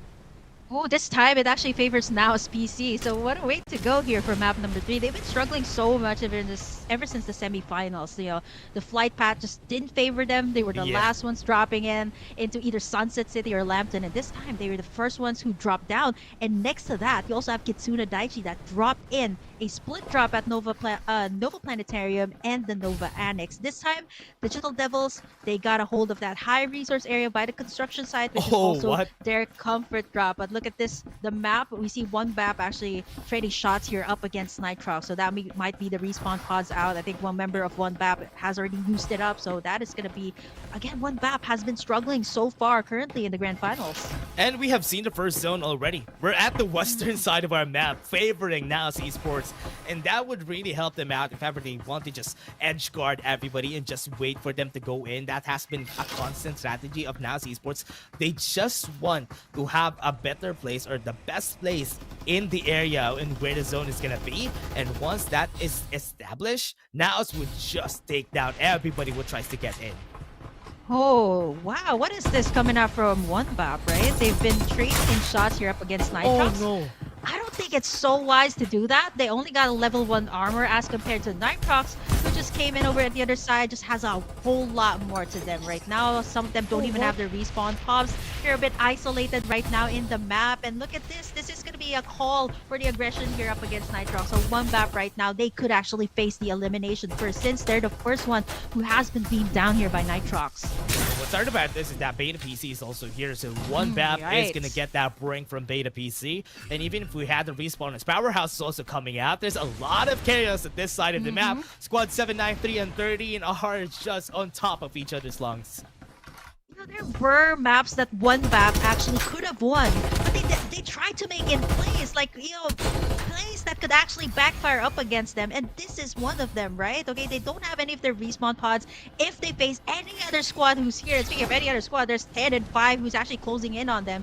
This might be really dangerous for them. They haven't even looted anything yet. It's only Kaylee that has that level 3 armor. Yeah, it's going to be hard though. They don't even have vehicles on their side, so this is going to be a time Only for one. them to just rethink their decision. Oh, no. DDN3 is already here. Yep. And one map. Oh no, they're going to get gunned down by Singon, even when inside. And Miko is just going to be left alone there. They're just going to be getting the armors down. And this is what DDN3 wants. They want revenge from the past few maps. They haven't had the best of games. And at least now they got their first kill. You know what? Digital Devils is one of the squads that is just very calculated when you take all those risks, right? Knowing that one BAP does not have a lot, right? They've been making so much ruckus earlier up against the other squads that they've been facing. And right now, you know, they might face, they're on the brink of elimination for some of them, right? I think respawn pods have been taken out earlier, and DD just knows that very well. They can capitalize on the situation. Chuya and Yue already has level 4 armors, and if they take one BAP down, that should be good for them. Beta PC as well from the other side. Yeah, Beta PC wants to go for a fight. They thought that this is still one BAP, but when they saw the armors, they know that this is not the same squad. Devils. They are running away. They don't want to take the battle there. Oh man, but you know what? One of the most overlooked vehicles as well is the Air Beast. That we see that has So shred fast. so much of the armor of the side of Digital Devils. But here, Powerhouse, okay, they find themselves in the middle of the map over here at the motel, up against Notorious, not RZ. Battle's not working out in their favor, though. Powerhouse is just losing a lot of these battles ever since the start of this series. They haven't won a single 1v1. They have won some fights, but not a squad versus squad battle. And Notorious winning the fight again just is a testament to what we were saying here. Oh man, you know what's the reason behind that? Because Powerhouse hasn't been able to drop in Sunflower Shopping Mall. They've That's only been you know, they've only been dropping at the mansion. There's really not much you can get there as compared to Sunflower Shopping Mall. So it's not their comfort drop. They're respecting that Kia has been dropping there. Yeah, that's why they haven't had the best of games. But right now, Built Diff, so far also one of the squads that hasn't had the best of games. Worry Bear, RCM are still alive. They have some respawners, but Mantas is so fed. And this is not a fight that they want to take. They should use their respawners to run away.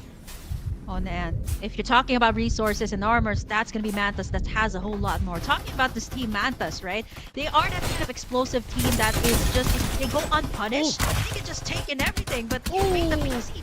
Wow, Winter with a slither of HP manages to make it through there with that 1v1. But you know, it's still not over. Another squad's coming in here. Oh no, he's gonna be man. down. Their respawners are gonna be used right now. Notorious just got another win on that battle. That 5 kills that they have is because they fought against Powerhouse and they got the kill in Winter a while ago. But DD is in the area and the fight could still brew right here. They got a high ground here for DD is exactly what they're known for. High ground kings right now, but not RZ going for a 1v1 up against them. Oh no, Notorious has got to win again in this battle. DD would need to run away from this. And they have a flamethrower for themselves. They're trying to run away, but yes, it's gonna work. But Notorious got another kill there. Yeah, Notorious just notoriously known for those very explosive engages. And looking at their composition right now, they're going for the 4 attackers, and DD definitely loves to play in with more space, with more ground, and definitely Notorious did not give them that. And now they have a secure hold of this area beside this bridge, and we all know that bridges are places that people really want to camp out and go for those encounters. I like how they changed the flamethrower, right? Because with the change that they had for the flamethrower, it's a lava right now. They can clear angles a lot better compared to before. That's why it's way easier today to have these vehicles in their rotation, because the flamethrower is so helpful in clearing those places that you don't, compared to the weapon that it has before, the same as the Blazing Infantry. It's way better just because you can clear angles. Look at what they're doing. They're clearing angles just by putting out the lava inside those buildings. Yeah. You don't even need the face check anymore, right? Yeah. Like, you just put out the lava, if someone's there. Now it's PC right now. What was that win from AIM? That was crazy. He was fighting a Monster 3 there, and they didn't know that he was there. AIM just got a win easily and built it again. Oh, they're just unfortunate this game, and they have not taken any resources, and now PC could definitely eliminate them. Wow, to add up to all the damage, look at the bombardments coming in. Build diff, they don't even have any armors, and look at this now. It's just capitalizing on that. Not so sure if they had their respawn pods still up, but that's gonna be Monfushi beamed down as well there from the side here of Now's PC. But the Reaper's gonna be with them here. Okay, the PC has been making so much plays here for the defending champs. Yeah, Paragons is just making sure that they're gonna get that top 2 spot again this game. They lost one member, but there's another squad coming up. Squad 2 is gonna be here, and this is a fight that they don't want to take. Notorious is a complete squad, and Paragons is just gonna be losing Maestro in the battle. Tactical rolls away, but it's not enough. Notorious is just cleaning house, and they want to kill Paragons as fast as they could. Oh, Paragons and Notorious, both of them have the similar composition, and this means it's a full-on engage, and how chaotic it is to be putting it in this carnival where chaos just ensues. And these two teams with all 4 attackers, this might just be it for either Notorious or the side of Paragons, right? Both of them don't even have the respawn pods up at this point. Yeah, and Paragons only has one more member that is still alive, and that's one of the disadvantages of this game. Especially if you won the first 2 games, you're gonna be in the sights of everybody. Everybody's crosshair is gonna be right there. And Bethel the God just got a kill from so far away, seeing where Mantis is, and Mantis is not having greatness of days here. Oh man, Bethel the God, ever since yesterday's games, all of his shots have been connecting. And I think that explains all of the damage he's been getting on this Maggie, right? Having the tactical role just enables him to just keep on shooting at these players from Mantis, gatekeeping them from Carnival. This is such a good spot for Bethel. Definitely he's not gonna let Mantis escape this. We got a couple stragglers here pretending to be a part of Carnival, but whereas Notorious right now, they're beaming out Mantis, making sure that they don't make it out here, or at least waste their resources before they come into Carnival. Yeah, and Mantis are just gonna be able to get that revive a while ago. They got 1 kill, but right now it's not really working out for the squad. And Bethel the God confident in his shots here, even in the God spot. You can be seen by everybody, which is one of the bigger disadvantage of it. But the problem with Mantis staying in that area is that they need to cross. They might not be able to cross in where Mantis... Okay, they're gonna be going away. No, they don't want to take that battle anymore. Yeah. Yeah, I mean, okay, it did pay out well for Bethel the God, but I don't think he has any more ammo. He has to come down there from that high ground, right? And Mantis right now, man, they've, care of Bethel the God, they have to rotate towards this area, but, this is exactly where Now's PC is. They're camping out right there, so they have to either face the Rat, the defender plays coming out from Bethel the God, or Now's PC, who's right here right now, and I think they're very well fed as of this moment. This is their comfort drop. It's very near Power 3, and I think it might just be devastating for the other squads who close in. What I like about Mantis is they're one of the squads that are not afraid in taking the fight against Now's Esports, and that's why they're confident that they might be able to win against them.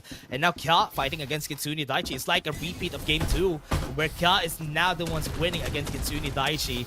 And this is a change. Powerhouse not having the best of days, gets the elimination in 1, and they are gonna eliminate DD out of the game. Oh man, the high win rate that I mentioned about Lambton, we are in Sunset City right now, so DD buy is just, I guess, I wouldn't say as comfortable as they are in the Lambton map. So our map winners for map number 2 is already out. And we still have another Digital Devils who's here in this group, and that is DDN3. They are, one of the squads that have had top placements. When it comes to the Gators, though, they're a little bit more passive as compared to the other squads who are on this lobby. They are going to go for the fight here. They have the vision Roshan, no vision for the other side. It's a good thing they have the ancient shot just to stop them from pushing. And now, with the vision Roshan, they're going to fall down. One map is now out of the game again. They've had a very rough start earlier, not finding in good ground. They've been chased out, bullied out of all the areas that they've been in. And right now, the Digital Devils, I think this is what's good about the squad. Very calculated risks that they're taking. And now they've managed to get in one elimination. Not RZ as well, willing to camp out here in Carnival. And that's it. Battle the God finally comes down on that high ground. They should make a move for it because it's going to close in at Planetarium. So Carnival isn't exactly the place that you want to stay in. Yeah, and Notorious just got another kill there. Found somebody just being a straggler on the squad. Oh, it's just checked Wraiths. at it, and that's good that they were able to take them down out of the game. And now we still have 10 squads on the board. We are waiting for them to get into the last zone there. Ooh, now PC once again got a hold on a Planetarium here. Speaking of the most number of frags, it's actually not RZ that has the most frags here. 9 frags. So if this keeps up, this was the exact same thing that happened to them in the group stage. If they keep this up, they can actually snowball for the win here. But now PC right now, they are in an area that they know so well. This is pretty near towards Power Tree Station. They got a good high ground. And Full Clip has that MG7 here as well. Oh yeah, Notorious is also in the area, but they are at the valley. They really don't have any vision on where everybody is. But what's good about this is that Naos and Mantas, they're close to each other, but there's no fight happening just yet. And they are waiting for a chance to pounce. Powerhouse is going to be eliminated out of the game. That's a good start right there. Kitsune Daichi already fighting against Beta. Oh no, Beta? I'm not so sure they have... Okay, there should be some stragglers there. I think they got their respawn pods earlier down. So I think, if Rookie has been consistent as the last man standing for Beta PC. But you know what? If he's out here, he can face the wrath of Mantas. He's the only one alive here. And all of these squads are gatekeeping the Planetarium. So it's not going to be easy to rat this one out. Naos and Mantas are so close to each other that I'm kind of scared of what is going to happen here in this battle. Because so far, Mantas is just keeping tabs on everybody and just putting everybody on each spot. Eternity's still alive though. It's been a while since we've seen a camera and where Eternity is still alive, but Eternity is looking to find any opportunities this game, but they're at the valley. They don't have a vehicle. Yes, they have though. They have a gunboat, but this is still going to be a hard match for them because they're going to be fighting against Gal. Look at Gal. They're going to be using this 4-legged lizard against them. Yeah, right now is the type of squad that loves to camp out on the center circle, but sometimes it just doesn't work in their favor, knowing that, the other squads that are coming in has a whole lot more resources than you. But so far, they got a decent armor here, at least a level 4, a level 5 for Axel. Right now, they're gatekeeping Eternity from coming into the Annex 2 here. And Eternity right now, they're facing either they should do a detour over to the other side, but it's gonna be easy as well. They have to face DD or Notorious here. Oh no. Man, they're taking shots. Yeah, they don't have a lot of HP. Kitsune Daichi is also in the area, especially in the high ground, the highest ground that we have in Nova Planetarium, and just waiting for them to push through. But right there, the push from Battle the God just got the elimination in one, and Julia is gonna be the last one standing for the squad. Sengon is gonna be taken down, and Digital Devils is now down. Oh man, Battle the God just working wonders here for Notorious, and right now they have their eyes set on the other squad, Eternity, that is trying to come in as well. And this is the second time we've seen Eternity in a low ground. This is definitely not going to favor them. Ooh. But over on the high ground though, Kitsune Daichi, Amari spots in not RZ. Wow, one down for their side.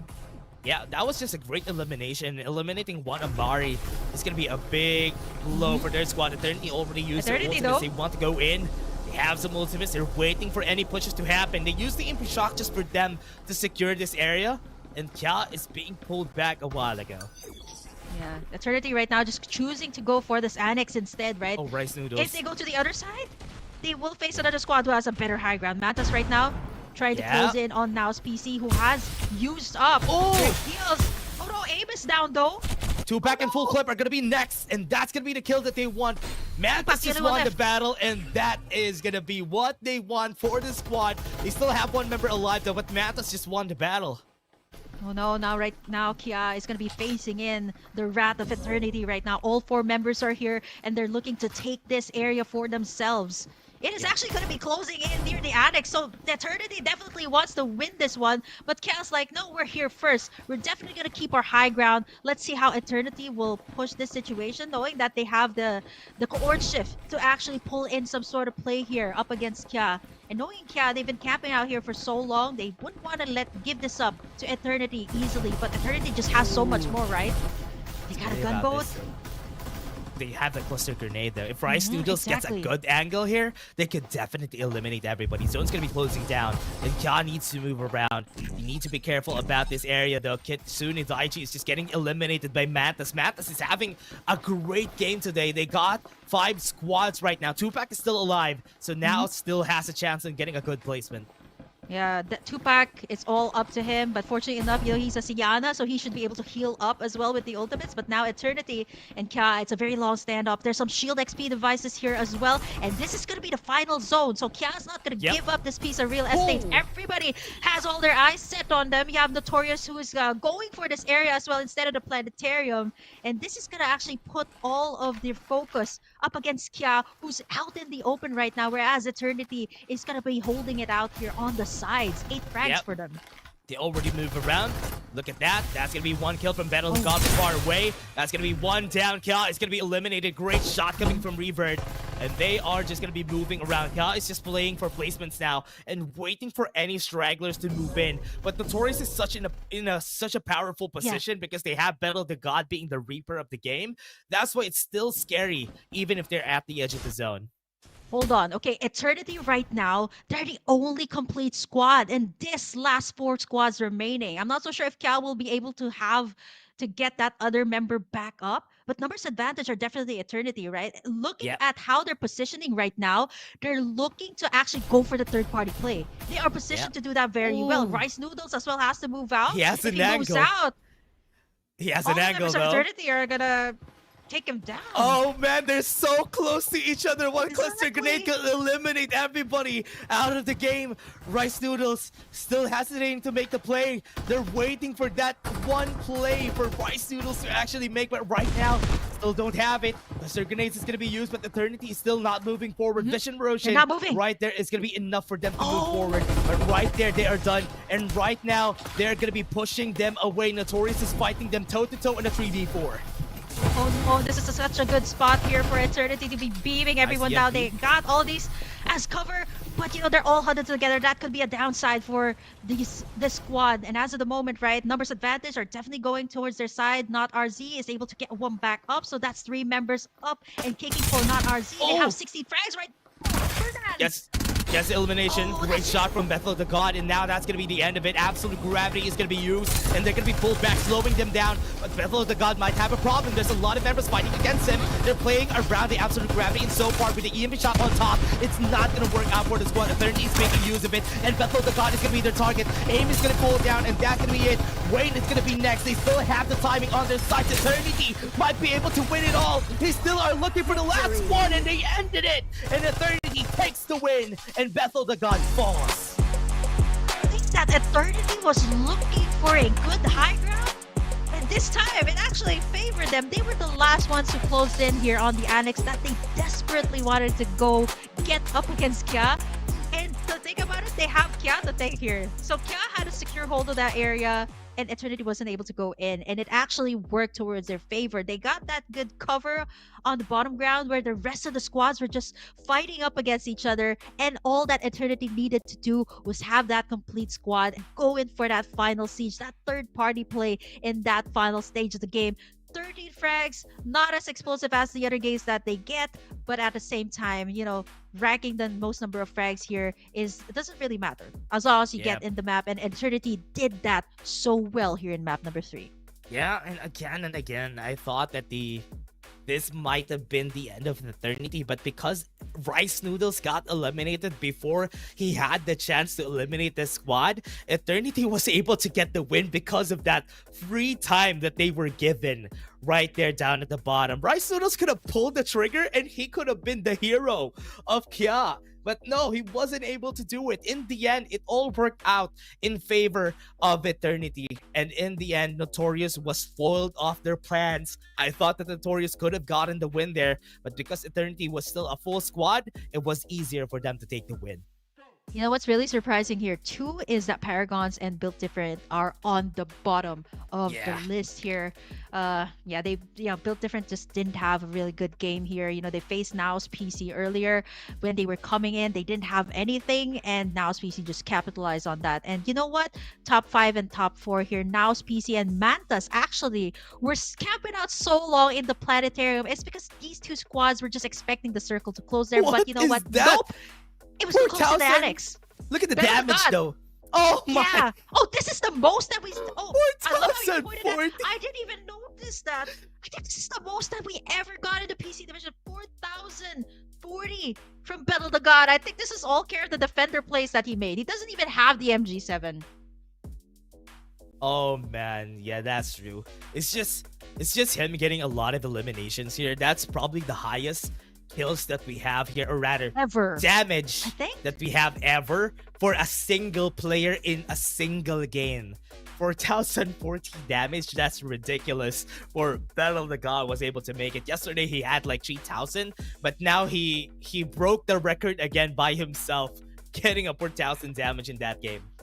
Hey, you know what? I just want to point out that Battle the God just broke his own record. He just broke his own record. How much was his damage yesterday? Because in the group stage, he was actually able to dish out 3,729 damage. Same type of play, defender plays coming out from Miss Maggie, and it's just all connected. So, Battle the guy was just like, living up to his name, making sure that he has a whole lot more damage today in the grand final stage. Yeah, and they were able to do it, but again, in the end, Eternity was the team who was able to win and was able to work it out for them to win it all in the end. They just did what they needed to do best. Wait for everybody to fight, then we try the third party, and that worked out in the end for Eternity. Not RZ. I think they should at least boost up their standings here in the grand final stage, right? 4,040 damage. That is no joke to be able to dish out that amount, right? And we've seen several highlights on Battle the God, right? Like this defender plays. It was such an unfortunate spot, right? Not RZ was coming in from the planetarium, and Eternity just had so much. The circle just closed in on their favor in that last map, and it could have been not RZ, but that was really quite unfortunate. Eternity, they just played it out really well for that final circle. Yeah, it was also a 3v4, which is why it's still hard in the end there. And Bethel the God was already half armor when they tried to fight against Eternity in the end there. So that's why here, we're back to square one. Eternity gaining the top 2 spot. If you take a look at the points, I think it's going to be shown later on at the end. So we'll know who's going to be crowned as the champions. But for now, everybody, Eternity and Naus are fighting in the top 1 and top 2 spot. And there's a difference of 12 points. So Eternity still has a chance on game 4 and game 5 to actually change things up for the squad there. But for now, it is going to be the highlights. We've had a great game, but we're going to go back to Lambton after this, and we're just going to take you back, guys, to the highlights.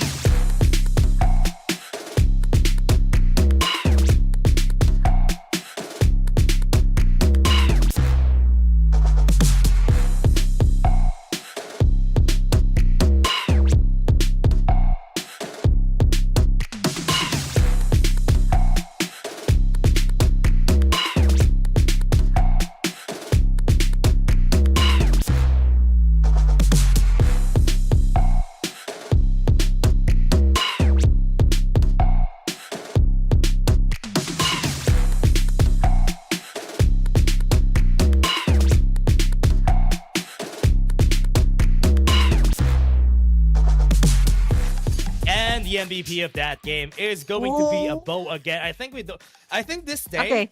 Burger Kim, No I think Maggies. we're not gonna have a Maggie. Yeah, yeah. In Just the called it earlier. In the finals, how is that possible? 1,309 for Shivas. This was the player that we highlighted yesterday. And yesterday it was a bit more explosive for Eternity. They really struggled in the first two maps that we put out, right? And Shivas yesterday, he was able to dish a whole lot more damage, 2,000 plus. But I think this is the damage that he got in for Eternity, knowing that they didn't really have a lot of altercations with the other squads, and all they needed to do was just get that good positioning in that final circle. Having a complete squad just makes it so much more easier here for Eternity to take in the map. And the bows are being highlighted here so far. And I think the PC players are just saying that, not only can we rock the Maggie, the bows are also one of the, I would say, underrated attackers in Farlight 84. Yeah, and also this is one of the players that really have been great ever since even season 1.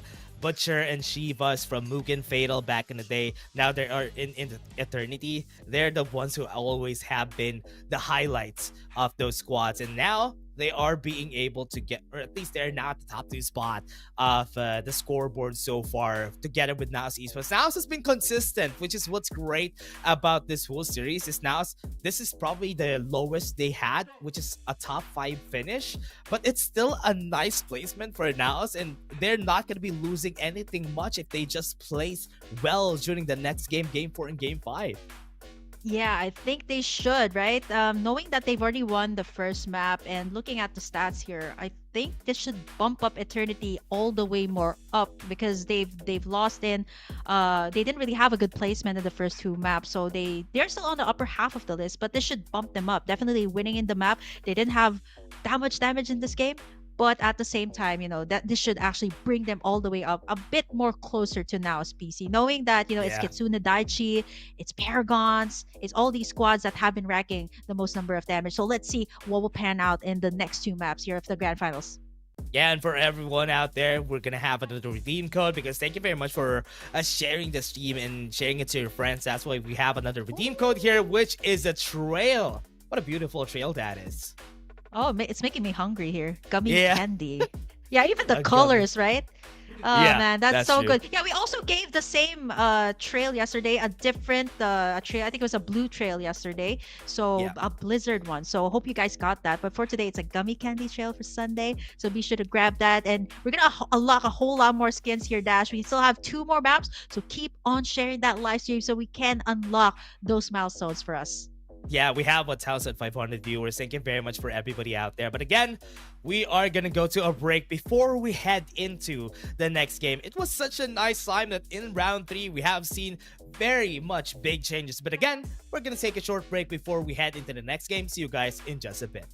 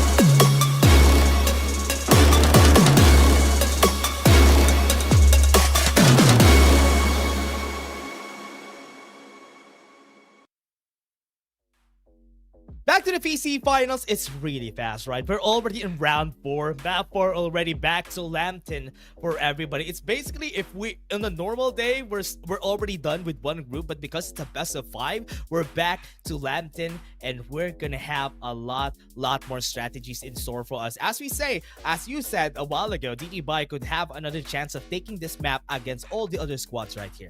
Yeah, you've seen the early elimination on DD in Sunset City, right? I think they should be on the bottom of the list. But we're going back to their comfort map, which is Lambton. And I think some of the other squads have to be taken note of here as well. So DD having in that high ground, getting in those defender plays here in such a vast map like Lambton could actually favor them to actually reach up the ranks towards the higher spot, right? Because so far, currently, it's being taken in here by Now's PC and Eternity as well. That's taking in so far the top spot. Yeah, and that's why they want to get the top spot here. Eternity also, they would need to get more kills for this next 2 games if they want to chase Now's PC. I mean, it's just a 14-point advantage for Eternity compared to Now's PC. So there's still a bigger chance for them to come back in Game 4 and Game 5, considering that so far in the last few games, Now's just played for placements. So they could make use of that and try to find or defeat the adversary before they would be able to get more points. Yeah, this is another map that we're talking about, and I love it, Dash, that we are getting a mix and match for the grand finals, because for back in season 1, right, we only worked with Sunset City, and I love how we're adding so much more maps. Strategies could be different, the capsulars that are being used could be different here as well, and we're going back to Lambton here, so I'm gonna be expecting to see a whole lot more Youngs to get in the information, and even the Embers as well could be utilized here. Yeah, and we're already getting into the game, Burger Kim, because we are ready to go to Lambton. As we said, it's just a 20-minute vacation to not our usual place. So Lambton is where we go. And what is that capsule? That's so far up in the north. Oh, now CC right now just working towards their favor once again, twice. Okay, the last map also, it dropped in at where they want to be at, but they're trading fire with one map right now, who has been struggling so far here in the grand finals. They haven't had good placements. I think decision making as well was so different here. They are one of the most aggressive teams, but at the same time, when you make the plays, you have to be a little bit more calculated. The high resource area is going to be at sentry posts, and I think Nitrox is going to make their way towards that area, so that's going to give you a level 4 armor. I think some orange items are available there as well, but this is Lambton that we're talking about, so I think all of the players are just deciding to go towards either the center of the map or the upper half of the map. Yeah, big teams that you need to look at in this group, especially that we're in Lambton. There is Kitsune Daichi, who dropped 22 kills a while ago, and Paragons, who dropped 21 kills during the last game, and DD taking the top 1 spot. So those are the 3 squads that we always need to look into, because their performance in Lambton skyrocketed during that game too. Oh, now CCC as well, respecting the fact that one map could actually take their respawn pods out. So they're actually going over to the outskirts. But there's really nothing much that you can get there. So they're just waiting for one map to make a mistake and then capitalize on that situation. Ooh. And speaking of that, they find DD and 3 who's here at the area as well. What was that shot coming in from Corfi? Just went in through the window, and now he was punished, and now they're going to be using all of their resources, and they're losing all the battle. They're fighting a 2v1, and now they're using MP Shock, but it still hasn't worked in their favor. And now PC has just won all the battles. Thank God, the last one standing. Now PC are just crazy, and they won that battle, and respawners are going to be used by DDM3. Ooh, I love how Tupac is always the last one standing here right now, and knowing that having the Sienna be the last one standing here, this should actually give you a little bit more leverage in all of the encounters. Although now PC does not really have the best armor, I think they will be rotating towards either the energy station, wherein there's a whole lot more resources that they can take, and they just won that fight up against DD. I'm actually surprised this was DDM3 that came right in, because they're one of the squads that are known to be a little bit more calculated, a little bit more passive when it comes to the play. Yep, and now it's PC with this. Got a bit of advantage, they got a bit of gear score. That's a good thing whenever you win those battles, is because you get extra damage, you get extra cooldowns for yourselves, which is really helpful. And now they're gonna go back to square one, back to the shield XPs, so that they could fight again for another day.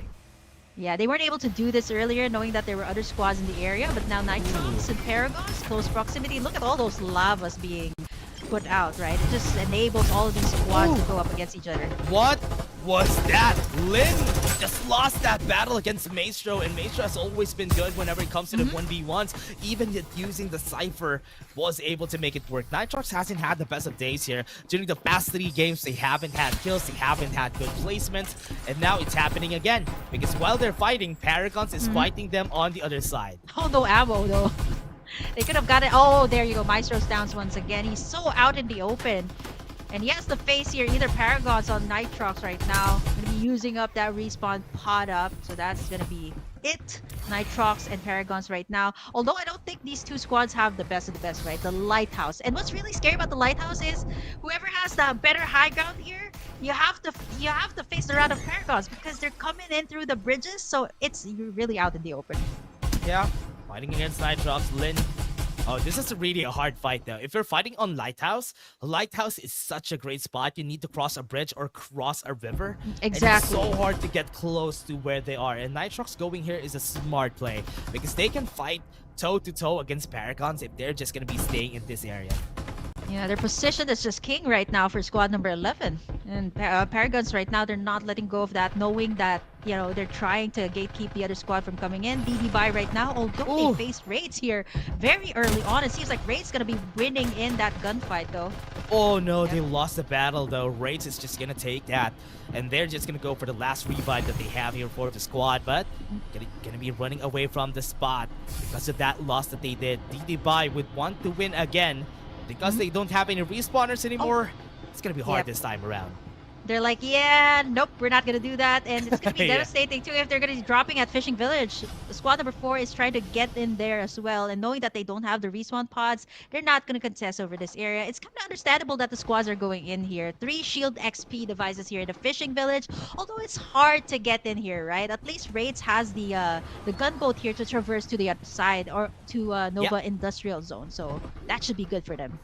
Yeah, especially if they want to. For example, Raids here, the spot that they have is already good, but they need to rotate around the area just for them to get some shields XPs from themselves. So for now, they're waiting for anybody with vehicles to go close to them because it's so risky going to POIs if you don't have a vehicle. That's why they just chose to stay in the area. And they got the best vehicle to be able to traverse that area. A gunboat. Oh, Kitsuna Daichi, they spot Beta PC out in the open, but the circle's closing out, so they have to move out as well, both of them. But look at the logistics hub once again. This is where the circle closed in last time, and everyone just loves this area. Yeah, and Built If, this might be their chance fighting against the Notorious. Want to go for the battle here. They're going to be ending it with the EMP shock. They're going to be stopped from pushing in. And they are being used. Let's see, Grenade. Oh, they have to absolutely grab it even. It's going to be hard for them to move around. They lost one member. Bethel the God is still alive. They have the Vision Erosion to stop them from pushing. But Built Diff, right now, very healthy. Level 4 armors. This is the fight that they want to take. That's going to be 1 kill. Notorious still wins against the Yosho. They won against 1, but they're not going to win against 3. That's why Notorious is still fighting back. They're still getting inside the area, but right now, Built Diff losing all their armors. They're fighting a fight, but they are not getting the wins that they want to take, and so far Battle of the God was able to stay alive, get on top. What a stat! That could have been a loss, but Ash took the win, and they're still chasing them down right there. And then Notorious lost the fight, and Built Diff got the win. Oh, DD Bai as well is in this area. They don't have their respawn pods, and if Notorious decides to go in, this could be elimination for DD Bai or not RZ at this point, and Build Different right now. They got an in a hold of the area. That's smart. They got the area. They got all the armors. So if they try to go for the respawn, they only have Mad Rabbits. DDPie is just so good at this timing. And once they got the timing right again, they got another win in this battle. And that's going to be ending one more. Bethel the God is down, and they don't have any more respawn pods for themselves. Oh no, this is gonna cause a disruption in the rotation of Not RZ. Look at them all scattered out right now, and DD Bai just timed it out so well. They know that this could be Not RZ, the first one getting taken out. Yep, that's gonna be it. 2 members are down already. They don't have any more respawners, but they only have 2 more members. There's still a chance for them to go for the revive though. So it's still not. Wait, they saw Sayosho. Oh no, Sayosho is gonna be seen. Oh, this is bad. And he's gonna be eliminated. And what? Rice Noodles from the next river was able to eliminate him. Their heads are out for Seiyosha here at this point. And this is exactly why DDBY is just so good in this map. Look at the timing that they came in. To think that it was not RZ and even Built Different that actually got a hold of this area, and they timed it really well. If they came in a bit too early, it could have been devastating results for them. They had nothing when they came in. Level 1 armors, and right now they are on a level 4 armor. Can you imagine that? Yeah, anything could happen, especially for them, knowing that no resources are coming in. It's gonna work out. Right now, Powerhouse is fighting a losing battle here. They don't have any resources, and they're fighting against Raids, who has level 4 armors. They're trying to take the risk, and this risk that they are taking ever since the start of this game was the reason why they get eliminated time and time again. And Powerhouse just got eliminated again. Oh man, that is a tough way to go. Powerhouse has been struggling. Both maps here haven't been able to find their home.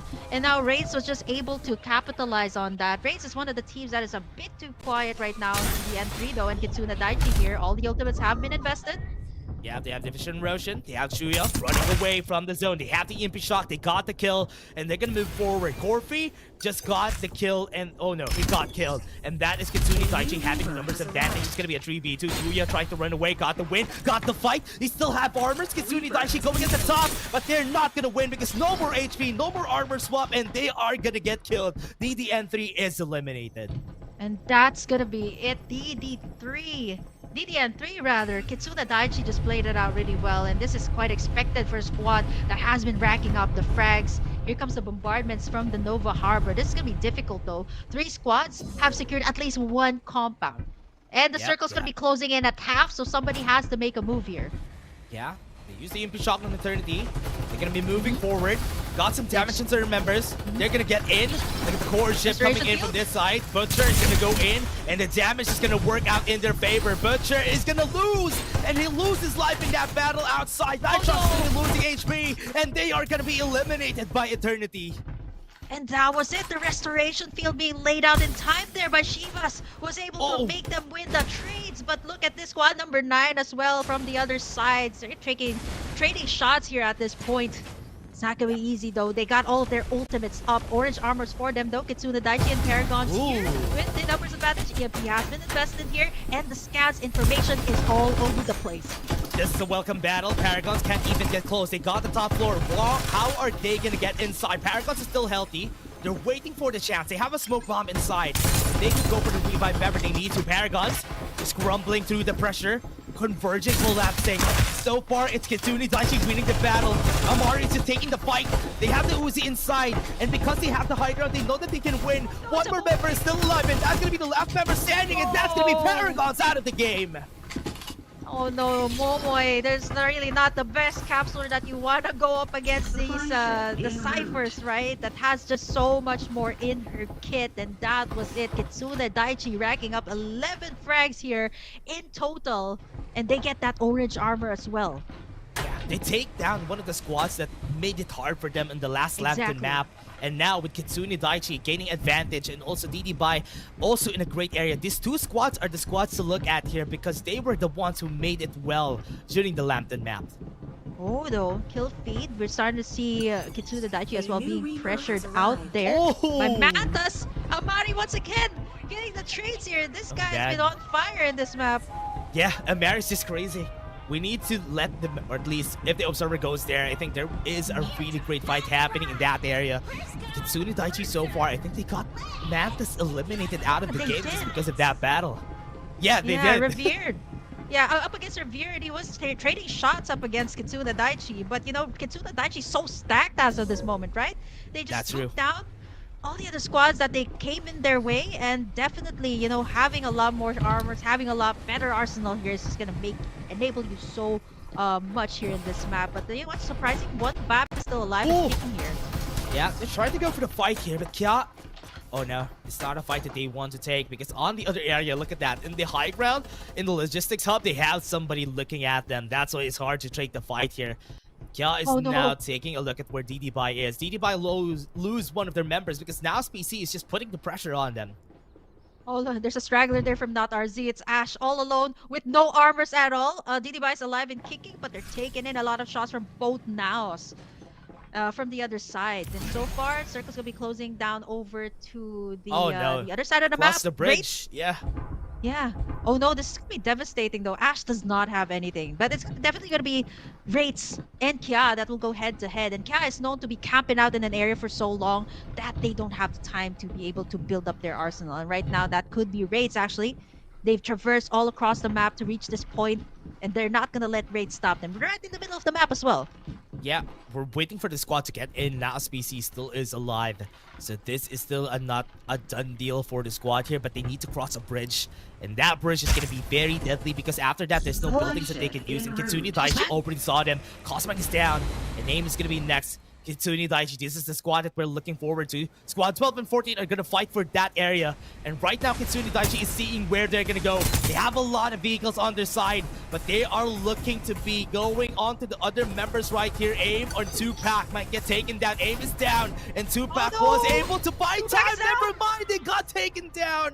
And they still have one member alive. Full clip might get taken down by another squad. He's using the vehicle for himself, but it's not going to work this time around in this game because Wraith saw them and now got eliminated at the 7th place. This is still going to be its 7th place. I think 6 for the last time that they were here. Yeah. Oh, yeah. This is really... At least they maintained the high spot. But you know what? It's going to be a power position here for both Kia and 15, who has a secure hold of these compounds here. And they can be able to beam everyone down. One BAP as well is struggling to get into the area. Wraiths, though, they might find Kitsune Daichi over at the back, who has just taken down now Esports. Yeah. Kitsune Daichi wants to go for the fight here. They want to win this area because if they go to the low ground, there's a big open space at their backs, but it's a good thing that nobody's there. So now what they can do, Kitsune Daichi just needs to stay here. They don't need to trade against Wraiths because this whole back area, this whole western area is going to be their territory. Yeah, we have 4v, so there's at least like 3 squads here who are complete, 1 BAP Wraiths. And even squad number 10.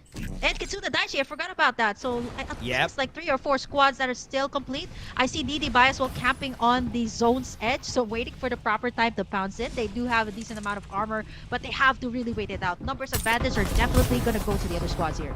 Eternity now needs to be careful because Kitsune Daichi could take their spot because of this one game. Kitsune has a lot of kills and they even have a lot, or at least displacement is already great. Right now they're confident that they can take the fight here. Right now they're going to be running away. So far in this low ground, the only one that contests them is one BAP. But right there in the middle, that's going to be where the problem lies because the zone didn't really go in their favor.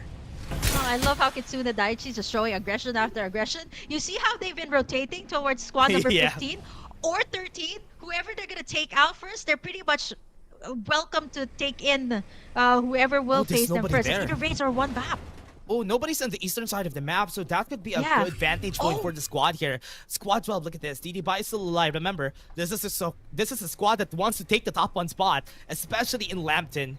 And they can still do so. They're going to be seen. And they saw DD Bai on the mountain. That's why they're running away. Oh, they're playing over the outskirts. It could be deadly. They don't have any vehicles to get out, but it seems like it's going to be Kitsune Daichi. Going to go in for the engage there. Perhaps on the other side. 1 member already down. 3 members left for Kitsune Daichi.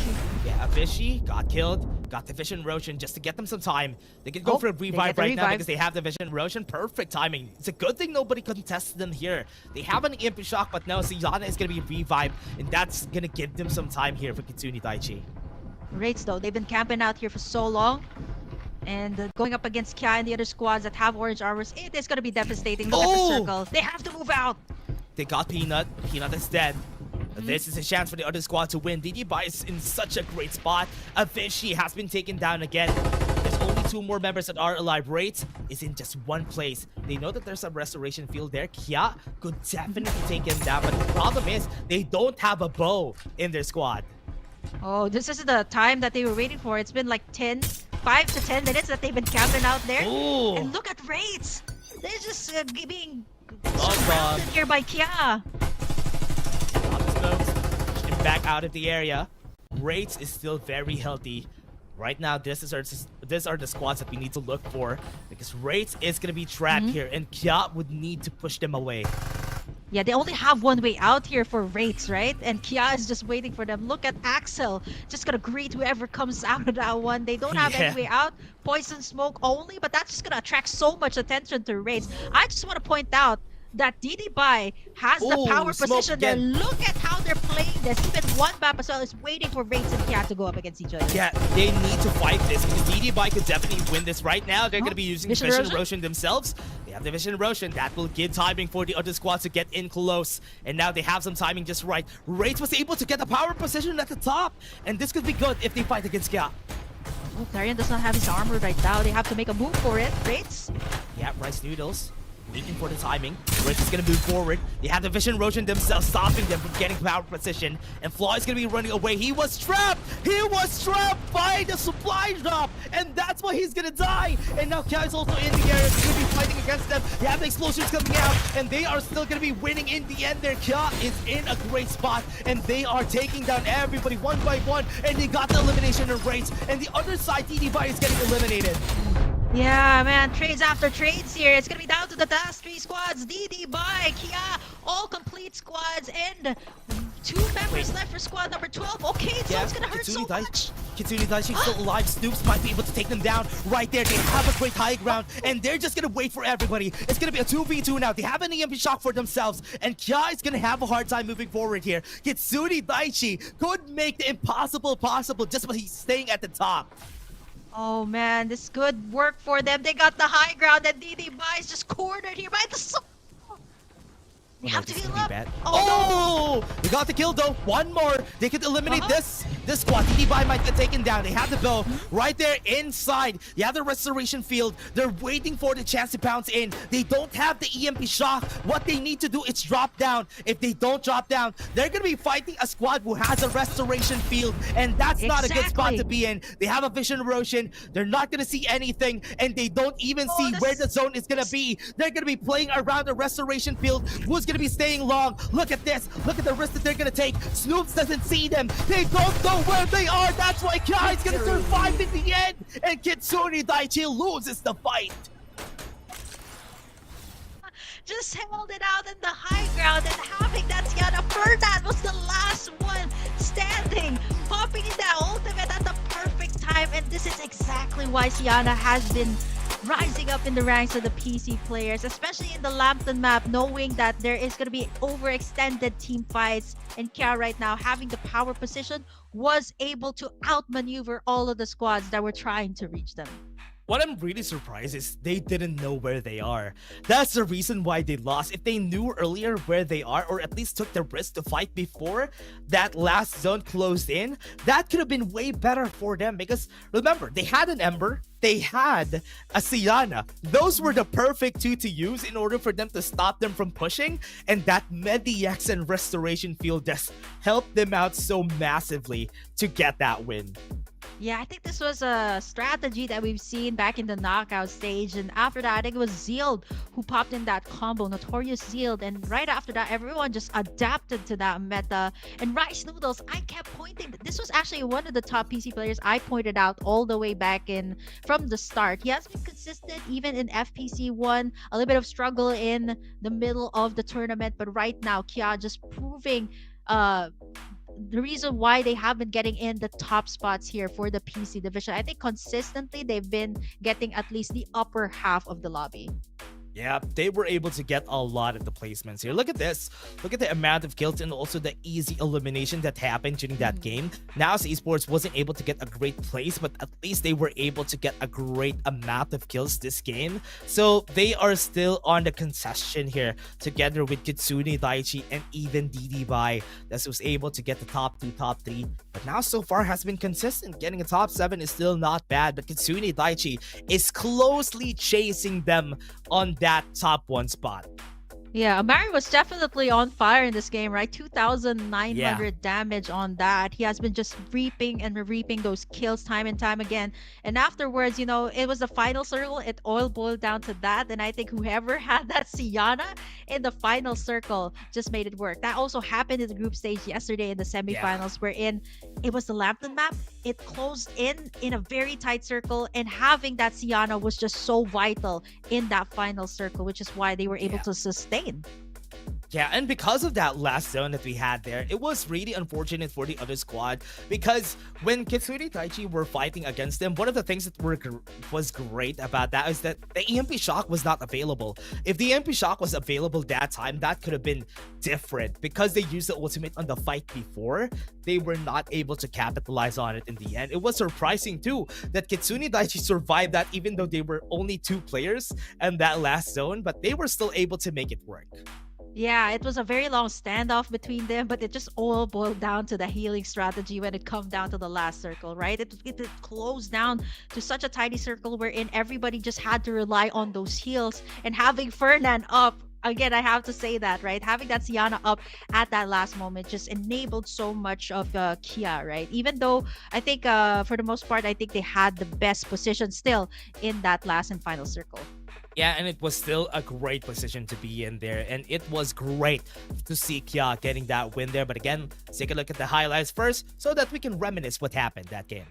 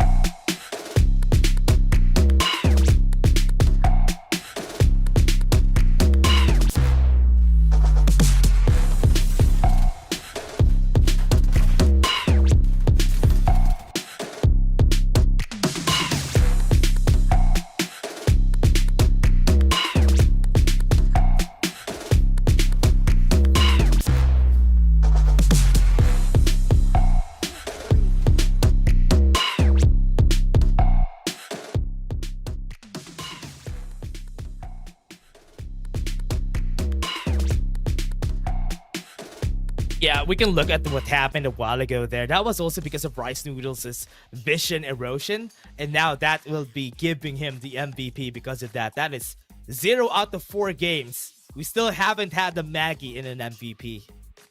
Yep, we just jinxed it earlier, and I think it's been consistent, okay? There's only 2 capsters that have been consistent here on the MVP spot, and that is just the Bow or the Ember here in the PC Grand Finals, mind you.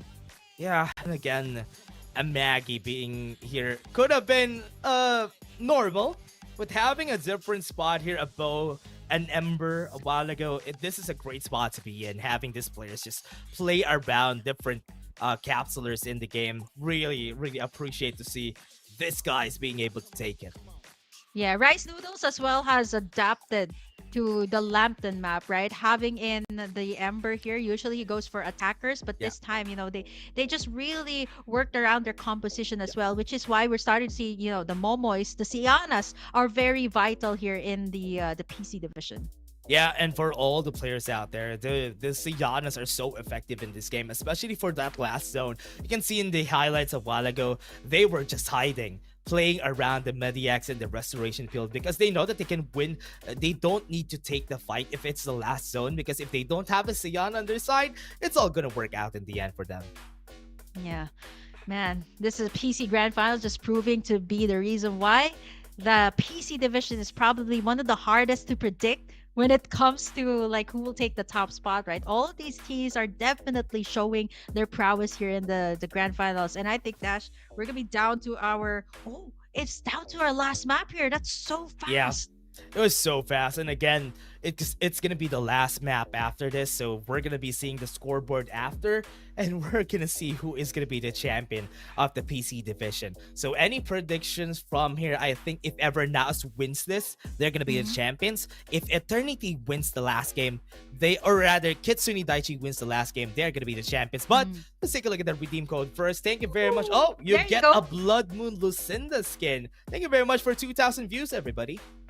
Yeah, I mean, keep on coming, because keep on coming, keep on sharing the live stream. Definitely, you guys will get a whole lot more goodies. Of course, we're gonna be putting a whole lot more skins if you keep on sharing and keep on helping us reach our milestone here. It's gonna be down to our last map, and it's gonna be really exciting here, Dash, because all of these teams, the damage, the assists, I can't even tell right now who's gonna take the top spot. It's so unpredictable. Yeah, we can definitely just make it a surprise for everybody for taking that last map. And we're just going to be announcing it after this last game today. We're just going to take a short break, everybody. This is going to be the last game after this. Don't go away, because we're going to be back for more Farlight.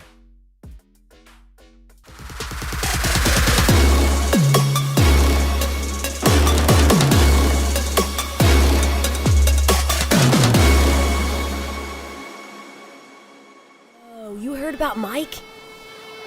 Oh, they say he's like a giant, all decked out in heavy armor. He's the baddest legend in this city. No cap.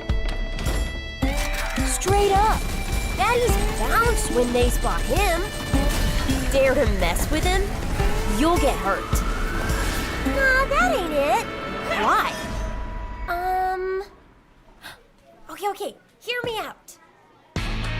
He's got that never give up attitude and hands quicker than anyone. He's always working on every muscle and improving himself. He's ready to pop up wherever people need help.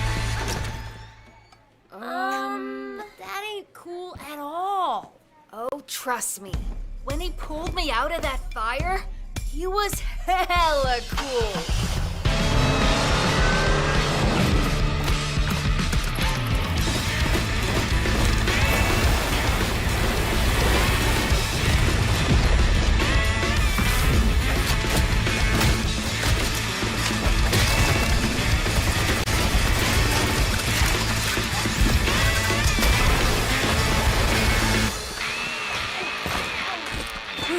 That was a close one, kitty. But don't trip. You're safe now.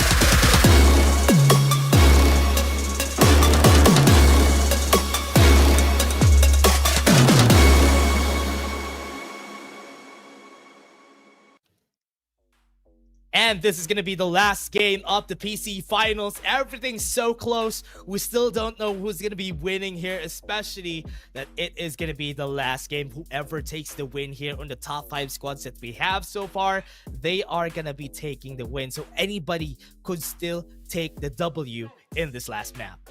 Yeah, I think this is probably one of the closest as well among like at least 3 or 4 squads that are fighting in for the top spot here. So it all boils down to this last map, and of course a classic one that we all love and know, Sunset City once again.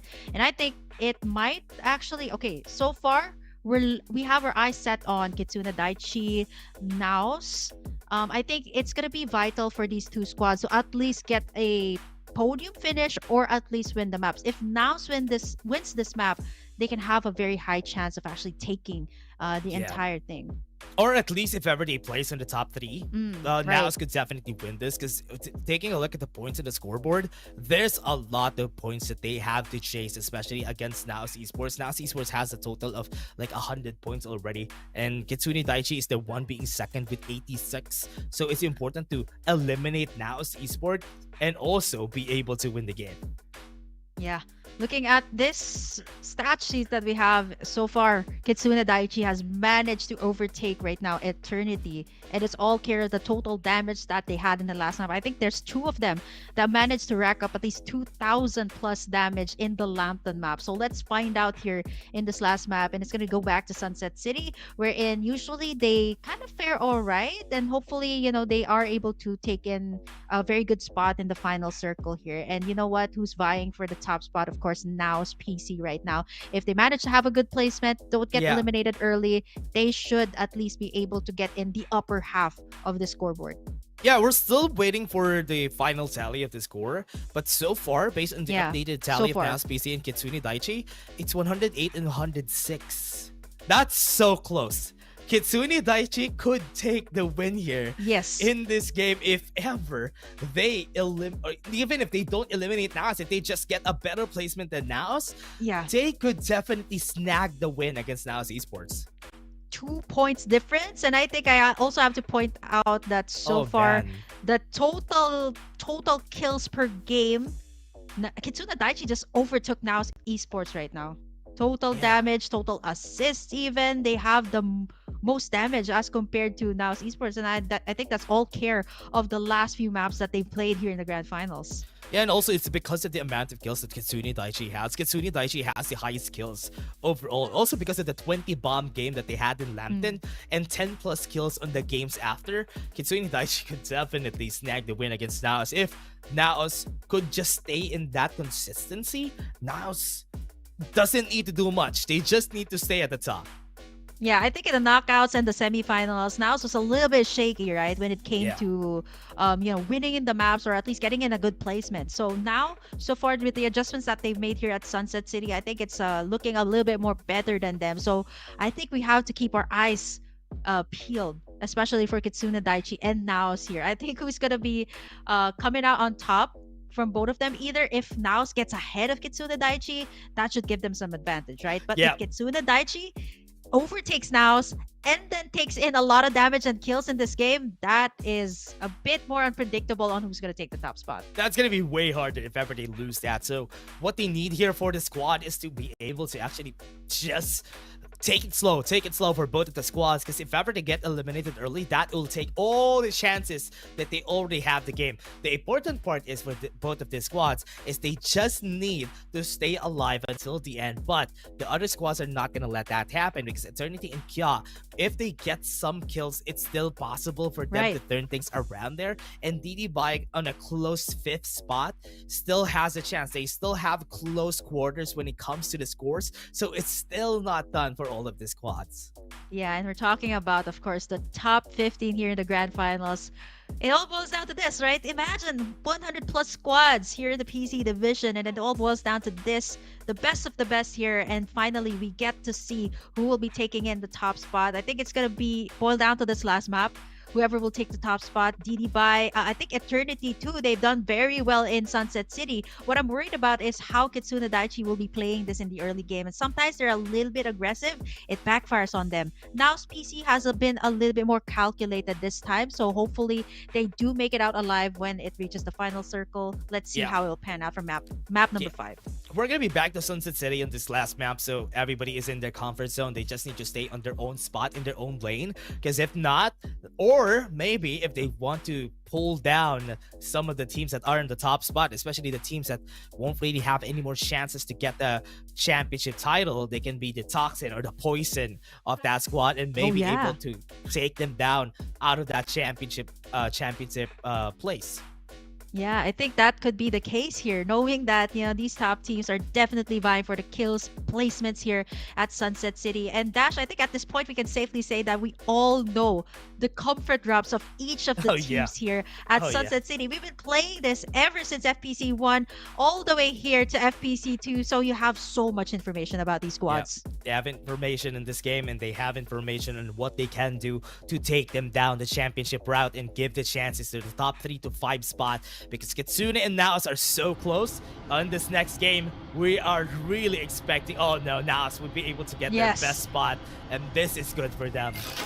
Oh, how poetic is that? It's Naos and Kitsune Daiichi getting to drop first at Sunset City.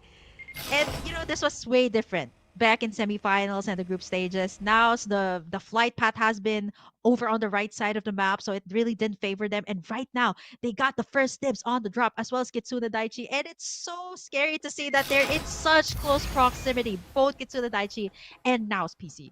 Yeah, and Notorious could definitely take down one of them, especially that they are in the Power 2 station together with Noble Planetarium. There's a lot of chances for the other squads to just take him down. A lot of the squads went into the western side of the map, just going away from the sites of Naos PC and Kitsune Daiichi. But what's great about Kitsune Daiichi is that they can definitely go to the southern side of the map, moving towards where Eternity is, and get the shield XPs from there. But they're not going to do that. They're going to play it safe this game. So far, you know, 2 maps straight in Sunset City. Digital Devils has been getting in that high resource area over at the construction site. So it seems like they did get top placements, but they failed to actually close in the map. Either they get taken down mid-game, or in the last part of the map, a lot of the other teams are a whole lot more aggressive, so they really couldn't find an opening. But right now, not RZ. This is where they thrive. Carnival. And if they manage to at least take down the respawn spot of Kitsune Daiichi or Naos here, it could actually be the poison here for both of our top teams here in Sunset City. Yeah, Built Diff already starting to battle against another squad. I think this is still not a good spot to be in. Eternity's just going to be taking them down far away right now. Oh, this shot's coming in from Butcher. It's going to be eliminating Built Diff. Eternity wants a high kill game. That's why they're doing this. Oh, even the punches from Butcher not wasting a single more bullet to take down Built Different right now. They don't have their respawn pods. They're going to go back to their, of course, comfort drop, which is at the Bat Cave. And this time, Eternity has a hold of this area. At least 3 shield XP devices for this team. And again, we've talked about this. Eternity, if they get a top spot here, this could actually shake things up between Naos and Kitsune Daiichi. Yeah, if they get a 20-kill game and ending in the top spot, that is going to be the best case for them if ever they want to win this. So Eternity still isn't done there. They would just want to be as aggressive as they can, especially in the early stages of the game. Right now, we're seeing all of the squads, especially the squads that are in the bottom half, just taking down everyone that they see. And so far, Nitrox already losing one of their lives. Yeah, respawns have been used up, and I think this might be the death of either one BAP or Naos that or rather the other squad that might be taken down there, Nitrox, because all the respawn pods have been out. Powerhouse has struggled so far in all of the maps. They haven't been able to get to their comfort drops. Sunflower Shopping Mall, Ja is there, and as the moment, right, not RZ as well, starting to make their move. Oh no, Eternity's really looking for any kills that they can. They already have a lot in their favor. Look at this, Beta PC with Winter pulling the back. Notorious might need to be careful here because here comes Beta PC. Winter's going to be falling down. Great shot coming in from Notorious. That Ancient Star really made it work for the squad. Right now they're at the top. They're inside one building. They need to be careful. Notorious Ash is also going to fall. And this is Beta PC looking for more, looking for kills. This is what they want. They need every kill that they can take this game. Oh, no, they switched up the capsulers here between Rookie and VJJ, the gods, who has been picking up the bow. So there's also a slight change here in terms of the capsulers picked by Beta PC, and so far it's working out for them. They are trading shots here up against Digital Devils who want to get a hold of their area. This is going to be back here in the same area. Beta PC is just going to fall down. TM3 is just getting aggressive, looking for any stragglers from both of these squads, playing around the window, and that is not where are you going to be seen. DDN3 takes the win, and they take over ACC Boulevard. Yeah, you see how Digital Devils is very calculated on the risk that they take. They only knew that there was one squad there, Beta PC, who has just gone up against Not RZ. They were at their lowest, and they took that opportunity to take them down. Over here at Sanctuary Tower, Mantas right now with the level 4 armor. DD again does not have much on their hands. Stopson, Wayne goes. They don't have anything. They don't have any information. That's why they can't even get the kill on that one person that they're chasing. DD against Mantas. They're still far away from each other. With the Imp Shock use, a chance for DD. Oh, Mantis right now is a team that once you go unpunished, they can definitely capitalize on the situation. They're those types of Daredevils that if the respawn pods are up, they're still definitely going to keep on going at the teams. And I don't think they're letting up. They are making sure that DD is eliminated here at the Sanctuary Tower. And right now, even if the circle's closing in, they're going to still keep on going at it. Mantis right now going to face DD. Both of them have the same armors. Wayne is down. Yeah, great shot from Bowings. Right now at the top, Mantis is making use of the restoration field just for them to stay longer. But because they don't know that somebody's far away, just hitting them with the defenders, Mantis is not gonna win the battle, and DD takes them down. Oh man, Mantas right now backfires on them as DD Powix again with that clutch restoration field, and they're also going to be able to reap the rewards there. But you know, there's going to be a recontest there by their side, and I think they have to be prepared for this one. 4, 8, and 9 in very close proximity. Yeah, respawn pods are still alive. We still have 2 minutes before it closes down. Notorious is fighting against DD. Bethel the God is still looking golden for the squad. So they are just going to be winning that battle. But so far from what we're seeing, we're still waiting to see where Eternity is this game. They haven't been eliminated just yet, but they're the ones who could definitely foil the plans right there. And Kitsune Daichi and Naos haven't had any kills on the scoreboard there. While I'm saying that, Wayne got eliminated by Naos. Oh man, speaking of Naos, right, they're also racking up the kills, making sure that they got that as well in the bag, knowing that Kitsune Daichi has a whole lot more. Not only that, not RC as well. No defender plays coming out from Battle the God that has been stacking up, but I think it's a bit far out, right? We're looking at Kitsune Daichi and Eternity. So if one of these teams get eliminated, I think it just goes to show that Eternity has been a little bit more aggressive on these early skirmishes, getting in those kills and racking them up as long as they can take it. You know, top 3 so far in the grand finals, and it's boils down to this last map. Now it's gonna be not RZ and Nitrox. So that's gonna be it. RZ loses one. Ash is gonna be taken down, and Nitrox is looking for more. At least now, even if they don't get the win overall in the tournament, they would take most of the members down right here of Notorious. They lose 2 members, so Notorious has a lesser chance of getting any placements right here. Yeah, they're the ones who are known to be a little bit more aggressive in the start. They haven't snowballed just yet. They've been stopped here at Carnival, and they haven't been able to move a single inch, knowing that on the opposite side, you got 2 members of Kia who's waiting for them, and I don't think they have the best of the best, right? Scions, Battle the God, they've just been their respawn pods have been taken down. So, you know, if they get beamed down by Kia, this is not looking good for Not RZ. Look at the center of that zone. That's 1/3 of that zone is just bodies of water. It's in the center of the river, which is why whoever gets in the place first, it's gonna be good for them because they need to cross a river if they try to go for the fight. Right now, at the edge of the zone, Powerhouse is being taken down here with DDM3. Not gonna be taking it so far, but Powerhouse is still a complete squad. But they need to be scared about this. Well, Powerhouse has just been so scattered across the map so far. All 5 maps, they've been struggling to get a foothold of Sunset City, and right now Powerhouse as well intends to get one. They're starting to at least beat down anyone who comes here, but you know, this is outside the zone that you're talking about. You're gonna have to heal up and of course recuperate before you get into the safe zone. Yeah, Wraiths got eliminated. That's gonna be good for the squads there. one more out of the picture. But most of the squads that are still in the top 7 are still alive. And they are in need of staying alive because if they don't, look at the 30. With 5 kills on their name, this is not enough. They need to get more. That's why they're trying to be as aggressive as they can and fight any stragglers that they must.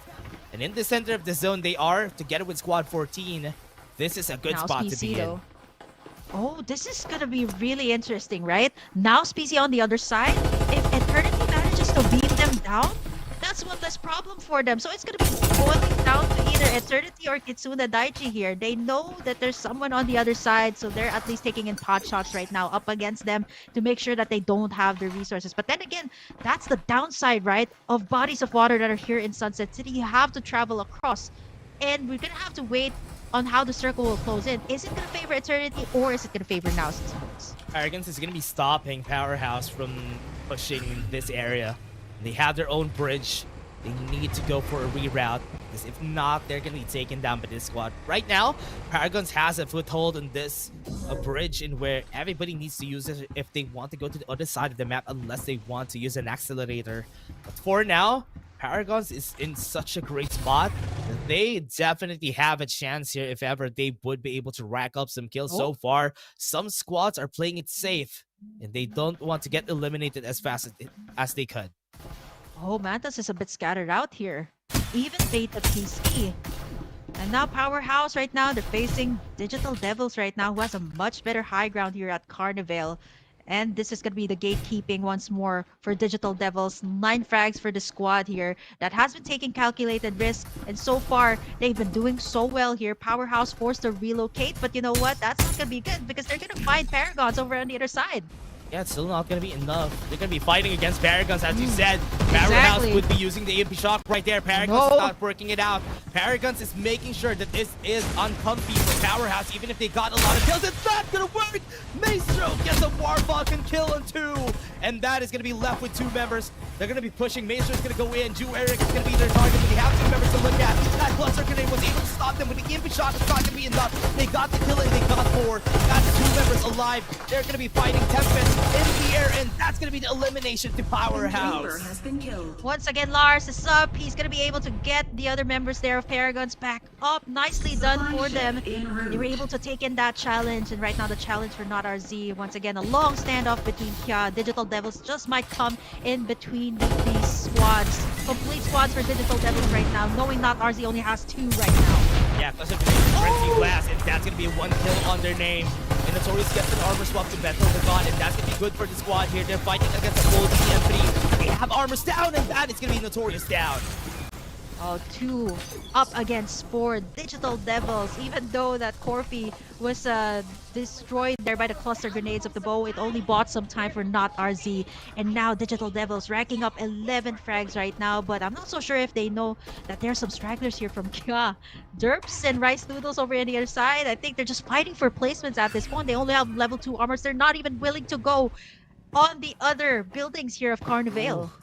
Kitsune Daichi doesn't have a lot of kills, but they have a good spot. So it's still not bad Good for the armors squad too. here. Yep, and level 5 armor is not really that bad. They can still go for the rank 9, but now we're going to be looking for some kills. And that is what we need in order for them to win. Kitsune Daichi got one. By loses 1 member. That's the first skill that Kitsune Daichi has. Oh, we know that this is not the comfort of DD Bai, but right now, the other Digital Devils, there's that one last member here of Beta PC, the defending champions. Defending champions, 1 last member. They still have 1 member somewhere around here. That's the last straggler of the squad, and that would definitely take off the chances of Kya. If Kya gets eliminated this early, no more chances for the squad here. But again, Winter, Beta, oh my, this defending champions are not going to see the light of day this season 2. Oh, both Kitsune Daichi and Naos hasn't been able to rack up any of the frags. So all of the top 3 teams that we're talking about, Dash, they are still here in our last map at Sunset City. Naos PC, we got Eternity. Speaking of Eternity, they find Mantis here. I think that should be the last one. Not able to make the place. DD Bai as well on the outskirts. But, you know, numbers advantage are on Eternity. And you're just giving them kills right now. 6 frags for Eternity. I think that is way more than Naos PC. And, of course, Kitsune Daichi in this map. Oh, man. Mantis is now out of the game. That's A lot of the squads being taken off one by one. We have 8 more squads. We are really looking to how Eternity would be able to play this. Their win condition is get a 20 kill game and be able to get the top 1 spot. That could get them the championship spot. And Kitsune and Naus doesn't need to do a lot. They just need to stay and get the top 1 spot. And that is enough for them to take this. DD Bai is going to be taken down. That's the out. top 5 squad. They have only 1 more member standing. One last member there, I think, for DD Bai. Oh, I think, yeah.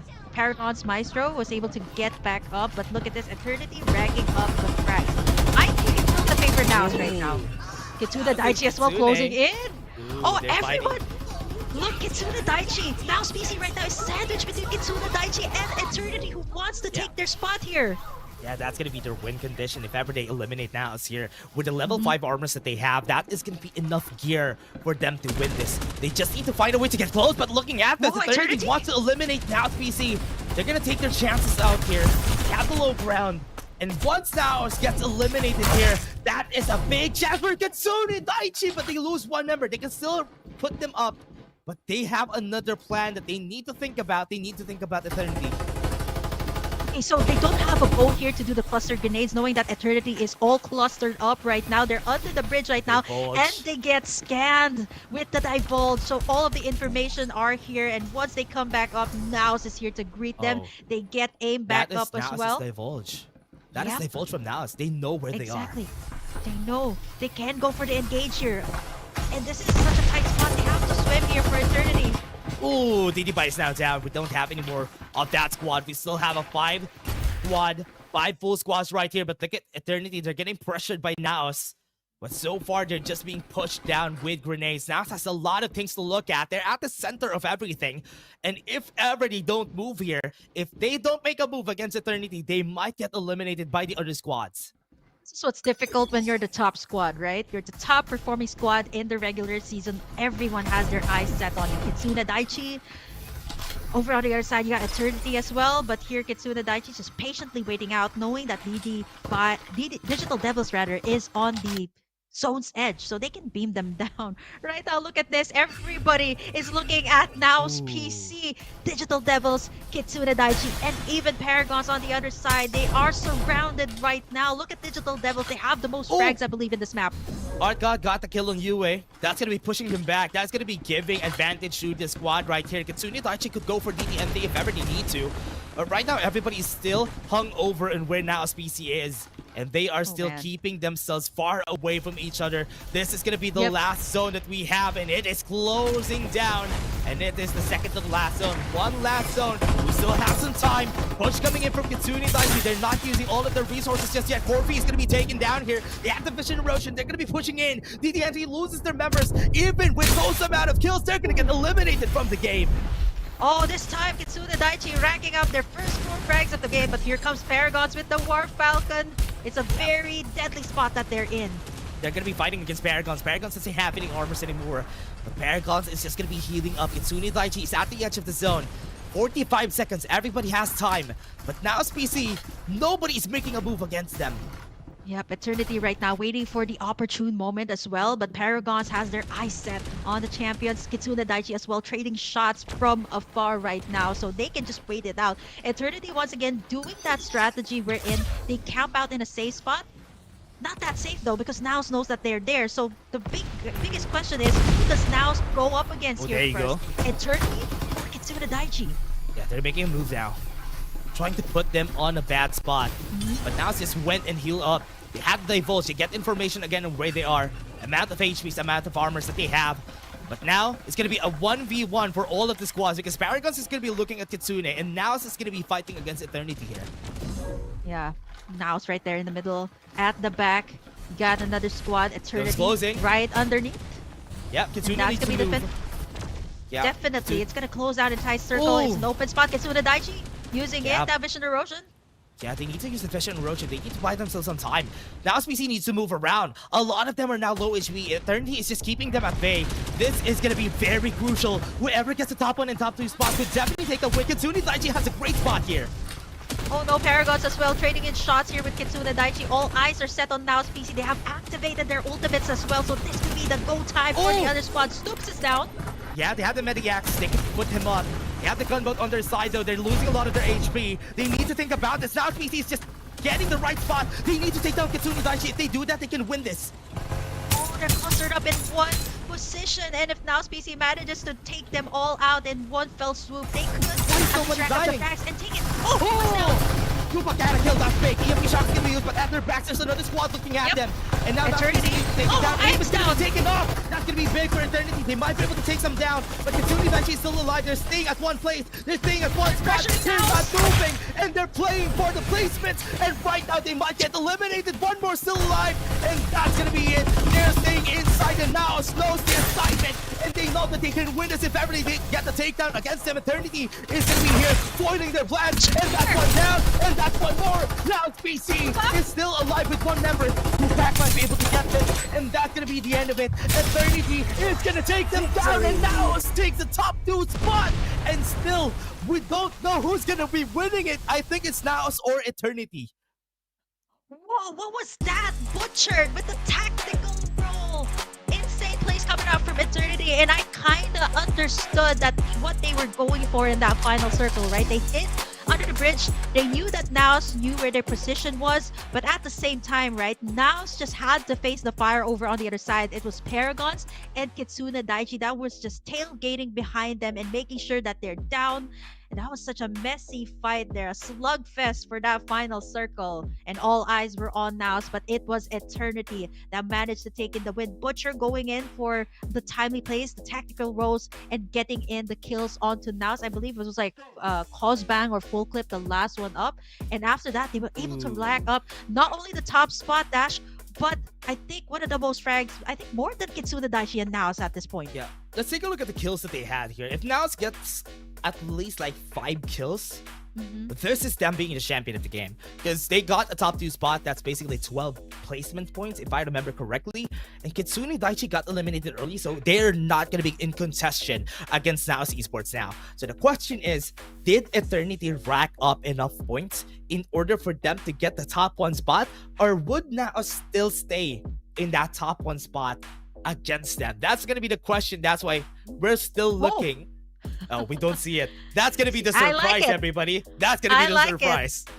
I like how this is actually panning out for our last map. They actually hit the stats of Eternity, and if I'm not mistaken, Dash, I think it was a double digits coming out from Eternity, but we don't have the exact numbers, and that's just making this all the more exciting for everyone to just take in the overall picture here. It was just a a battle between these top squads: Paragons, Kitsune Daichi, Naos, and Eternity in that last final circle. Yeah, and again, that was them not being seen. And 8 kills for Naos Esports, that would tip the scales in their favor for the top 1 spot, because they already had so much points already. And Kitsune Daichi losing that chance, they weren't able to survive. They clumped up together in that last zone, and Naos PC knows the assignment. They knew that that was Kitsune Daichi on the edge of the zone, and that's why they tried to kill them as fast as they can. And when they did that, that gives them more options in the end. Even if we didn't win here, it's still okay. At least Kitsune is out of the game. Yeah, they had their eyes set on Kitsune, which is pretty much evident in that game, and I do understand why they tried to do that, right? Like in terms of the positioning and the top spot, it was actually between both of them, right? So they didn't really take notice of Eternity, even though they've used the divulge on them twice, knowing that they were underneath that bridge. It was just more of Naos trying to choose who they will take down first, Kitsune Daichi, or is it going to be Eternity? Yeah, and we've seen it from that game, though. I really love how this is all going in favor of who is getting a lot more points this game. But based on what happened there, there's a lot more chances for Naos to take the top 1 spot because of how much points and consistency that they had during game 1 to game 5. But again, everybody, that's just us giving our opinions. Maybe after the scoreboard comes out, we're gonna see who actually is the champion of this tournament. So we're not gonna say it until we see the scoreboard. Oh yeah, this is really exciting too that we did not see the stats of Eternity in that last and final game. But to give you guys an overall picture of what happened here in our 5 maps here for the PC finals, Eternity actually managed to snag in 2 maps. I'm not so sure about the total damage and everything else. It's a different story. Naos, Kia, and Dinibai as well managed to secure at least 1 map for this grand final stage. Yeah, and for this game, as we've seen here, it was such a great consistency coming in from Naos and Eternity, getting 2 games. That is also a great feat for this squad that got the top 1 during the knockout stages. And I really like the playstyle coming out here from Eternity. The way they played before they tried to fight against Naos is they waited and waited until they know that the coast is clear. Once the coast is clear, we can fight Naos, and they did. So in the end, that also gave Naos a lot more opportunities for them to get the second place in that spot. And again, everybody, let's take a look at the highlights first. Reminisce what happened during this whole game. That last zone was really crazy. And now let's go to the highlights.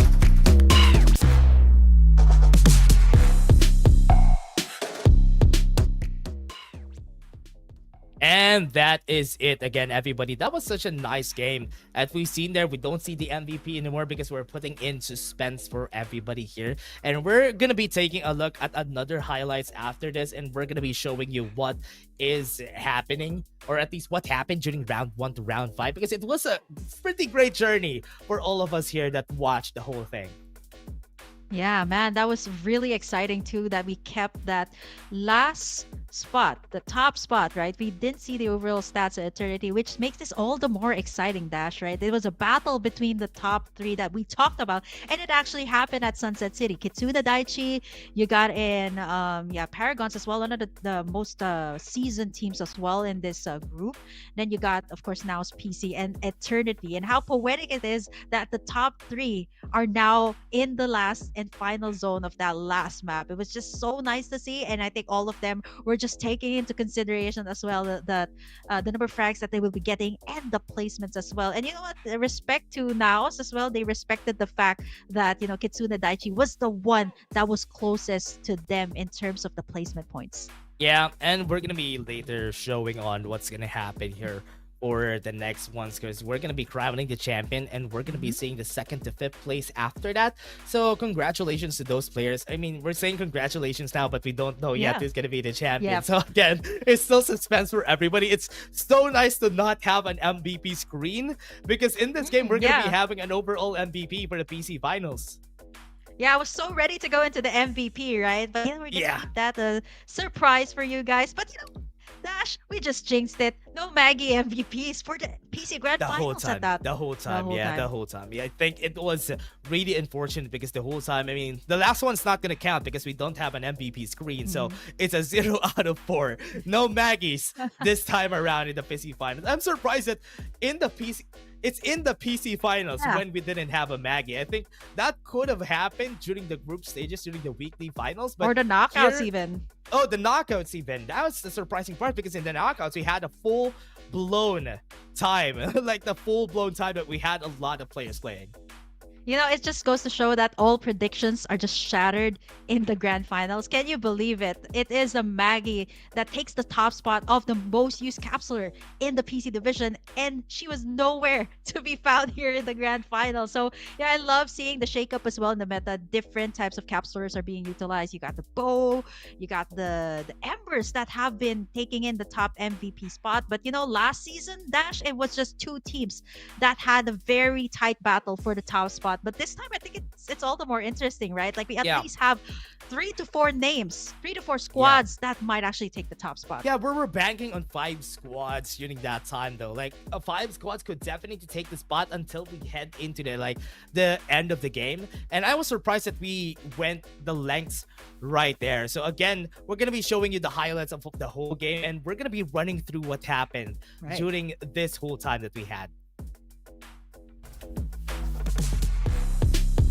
So this is going to be the round 1 battle, and I think it was really, I guess, getting a feel of what Sunset City was to everyone who has made it to the top 15, right? And, the cluster grenades have been so vital, as well as the Sianas. The defender plays were also highlighted so well here in Sunset City and Lambton map as well.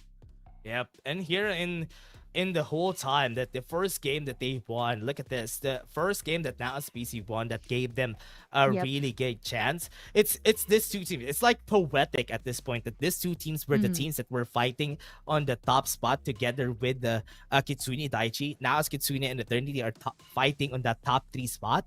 And the whole time, they were able to at least stay back. DD one of the teams that surprised all of us. They were a team that could have had a chance there, and a spot in the finals, or at least in the top 5. I think they deserve it. Yeah, this is the Lambton map where DD won in the map once again. They're so comfortable with this map, and they just really know how to play with this area. And even the defending champions Beta PC really had a hard time here. The timings of the ultimates were just so crucial here, especially in a Lambton map that is so vast. This was round number 3, wherein you see there was a time that Built Different was the first one actually who was eliminated in this round 3 map. Yeah, and also this is the map in where Eternity won first, right? I think this is game 3 that Eternity won, and Notorious really went crazy this map, and it was almost close that Notorious got the win there, but because of the patience from Eternity, they were able to stay at the top here. Bethel the God, look at Bethel the God this game. Bethel the God was crazy. He was full armor, and he was scary. Yeah, and he was down pretty early too. And now's PC, I guess, the consistency that they've shown this time a little bit better than what they had in the knockouts and the semis. This is back to, of course, round number 4, back into the Lambton map. DDBI just loves that high ground, and they played with it so well. Unfortunately, I think this map, it was the other ones that came in. Like we started to see, Kitsune Daichi and Kia as well, that got a secure hold of that final zone. Yeah. And having in that compound was just way too good for Kia. This was the funny they were game holding it for so long, right? Yeah, this is because it's the last zone battle, and where there's no battle that happened, they just stayed, and the restoration field was the reason why Kia won this game, which is such a great decision. And now this is the last game that everybody has seen in where anybody could have taken the game here, and it was just a good decision on Naos' end, because look at this, they pushed them. And that was the reason why they were able to win this. Kitsune Daichi got eliminated, and that was their key to victory there. Yeah, they were at their lowest at that point, and Eternity knows that very well. Even though Naos had so much intervention at that point, they just were cornered there by Eternity. And I think Eternity was the only one that won at least 2 maps here in the grand finals. I mean, if they won that first map up against Naos, that could have shaken things up, Dash. Yeah, that could have changed things. That could have changed the momentum in the way Naos played the whole time. But again, for everybody out there still watching and still waiting for a redeem code, we still have some redeem codes for you guys, because here it comes. Here comes the redeem codes for you guys right there at the bottom of the screen. Just put it a Mad Rat skin, a pink cat skin for the Mad Rat. Well, that actually makes me want to use the gun even more, right? Like this is one of the Yeah. first few guns that, apart from the Mad Rabbit and the Mad Rat, these are one of the guns that are difficult to control. But if you got a really good skin, then you can definitely love Yeah. to use that gun to your favor. And this is probably one of the best milestones that we reach. Keep on sharing. I think today we've unlocked all of the milestones here today. You got a skin, you got a jetpack, you also got some diamonds and gold. So what are you guys waiting for? You're ready to dive Yeah. into Sunset City or Lambton later on. Yeah, you know what? In I'm style. excited to see who's gonna be the champion though, because until now I think we also don't know who's gonna be the champion. So I'm excited if it's one of the three that we were talking about since a while ago. It could be Eternity, Kitsune Daiichi, and Naos Esports. There's a bigger chance that Naos Esports got this just because of that Yeah. top 2 placement during that last game, and they denied Kitsune Daiichi that spot during that last game. Now is the time. Is it? Or is it going to be Kitsune Daiichi that has also racked up a good amount of frags? Yeah. Or Eternity that won 2 maps and I guess racked up at least a decent amount of damage. I would say close to Kitsune Daiichi. So I'm still not so sure who's going to take the top spot. This was the exact same thing that we had in FPC 1. This is a bit more confusing this time, right? A little bit more challenging. Let's take a look. Who's going to be the champions here, Dash? And we're gonna take a look at who's the champion, everybody. It's a big reveal for everybody. I'm so Who's excited. going to be the champion? It's like we're gonna be reading it on a super invisible note, and we're just gonna present it to you guys. And this is it. The champion is gonna be Naos PC, taking their first championship in the Farlight 84 Philippines Championship Season 2. Their story, their saga, they created it right here in Season 2. Now is the time, and I think it is right now. PC back in season 1, they've really struggled. From the weekend finals up until the grand finals, they were nowhere to be found. And I think it's just so nice to see that they're now embodying that create your saga here. Congratulations to Naos Esports for taking this. Now's the time, as they said, but all the squads, Kitsune taking the 2nd place, Eternity on that 3rd place spot, and DD Bai and Kya taking that 4th and 5th respectively. That is well deserved for DD Bai. Came out of nowhere, got the top 5 place in the FPC Season 2. You know, I never stopped believing in all of these squads that have made it this far, right? It was the closest finals that we've ever seen. It was also very unpredictable, Dash. Yeah, congratulations for all the squad for placing here, especially to Naos Esports getting that top spot. Again, as they said, now is the time, and now's the time in Season 2 they take the win. Look at the scores, Burger Kim. Look at the top 3. That is so close. Kitsune could have taken that win from Naos. It was so much more competitive this season, right? As compared to season 1, there was only 2 that were vying for the top spot. Like even me and Callie back in season 1, we were debating who was gonna take the top spot. It was a bit more easier, right? So both of us had our own bets. Yeah. And I can't remember who won. But this time, I think it was more even out, a little bit more competitive. 3 squads that are gunning for the top spot. We were talking about 5 squads when the game started, and we thought that it could have been anybody. But here, in the end, they tried to be the best. Kitsune Daiichi, Eternity getting that last win. They just lost on the points department. They could have had a lot more kills, and those 2 finishes that they had could have taken them to the top 1 spot. So for the talents who predicted Naos Esports, they're the winners for today. But us 3, together with Kali, we're not the winners for today.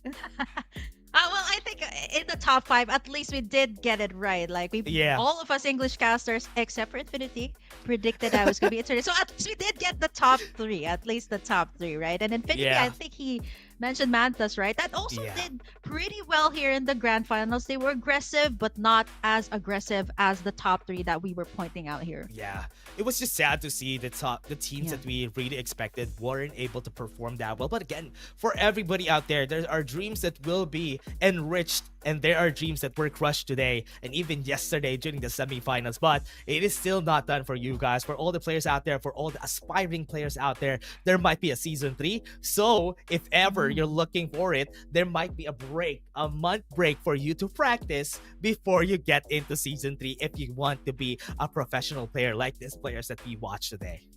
Yo, interesting fact too, Digital Devils started out as that, right? Casual players, and they made it to FPC. So who knows?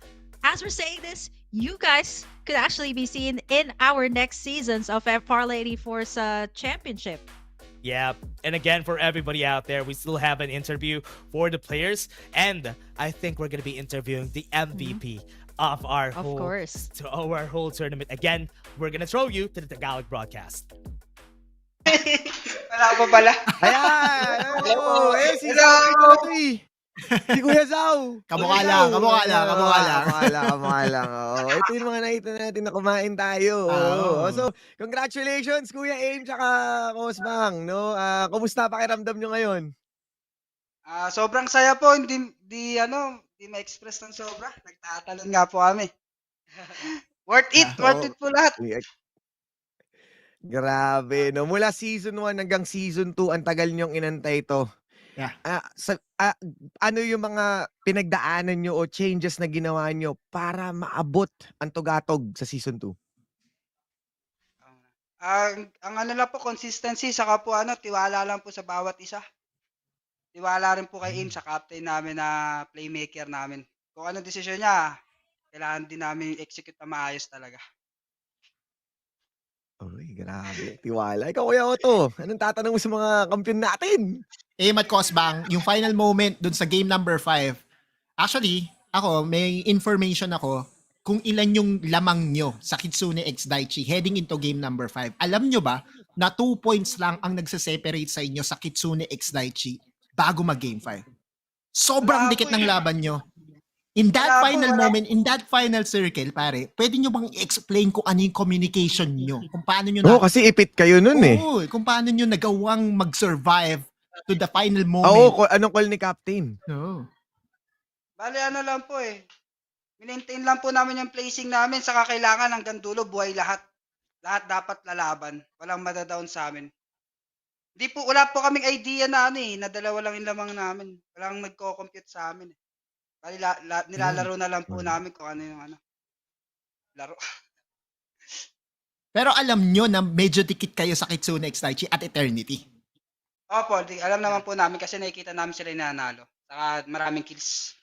Aware kami kaso sa points wala po. Ayun. Pero ngayon, at least alam nyo na, di ba? Ganun pala kadikit yung laban nyo, no? Kaya ako sa'yo.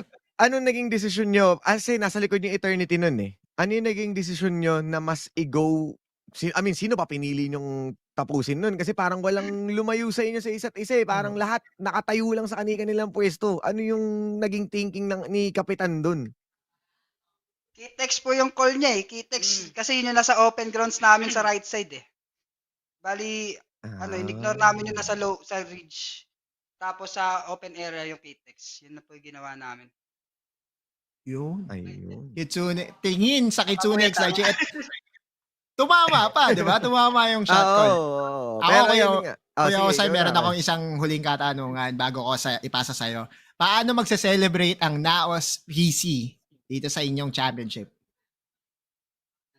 Paano magse-celebrate? Kakain kami malapit ngayon mamayang gabi. Inuman na yun pag ganun. Inuman pa. Ay, nako. Manang-mana sa Naos Wild Drip talaga. Ayun. Tama namin talaga yung wild trip kagabi. Sa Pobla. Diba? So, ayun. Shoutouts at saka messages sa inyong supporters. Thank you po sa lahat ng mga sumusuport sa amin. Patuloy niyo lang kami supportahan sa next season pa. Ay, salamat po lalo sa Naos Esports, pati kay Boss Jappy, kay Sir Carl, sa org ko na sobrang accommodate at tinalagaan talaga kami. Maraming salamat. Pati sa nag-iisang Nuestra Pamilya po. Maraming salamat sa mga sumuporta sa amin sa NPAM. Since day 1, nandiyan kayo. Shoutout kay Chuchay. Shoutout rin kay sino? Ayun, thank you. Congratulations. Congrats. Salamat po sa mga sumuporta since day 1, sa mga tropa namin dyan. Salamat. Ayun. Thank you. And that is how you celebrate it. I mean, you need to eat a lot after that tiring whole day that you've been playing this Game 5 series. And again, now Esports still staying humble to their name. And also, what broke down during that whole fight, that was what we were curious about when we broke down the fight. Because what was the communication when they tried to go for Kitsune Daichi. And they went in there blind, not knowing what their score is, but they just wanted to kill Kitsune Daichi. Yeah, I mean, they didn't even know the difference of their standings, right? It was only a 2-point difference. They didn't even calculate it, and it just went into their favor, right? They totally ignored Eternity at that point. And it's funny too that every single professional player that you ask is, "How are you feeling after winning the championship?" They all say the same thing, and I think it just, I'm happy. there's no words to actually describe that moment. They're all just really happy, and yeah, of course, everyone here is also so happy for everyone who has made it this far. And we'd like to thank, of course, as well, all of our viewers who have been tuning in ever since the beginning of FPC2. Very well deserved for Downs Esports. Their consistency during the group stages. The only time that they got knocked down was during the semis. But as we said, that could have been their strategy going towards the semis. And it worked out. Nobody knows what to do against them during the whole time.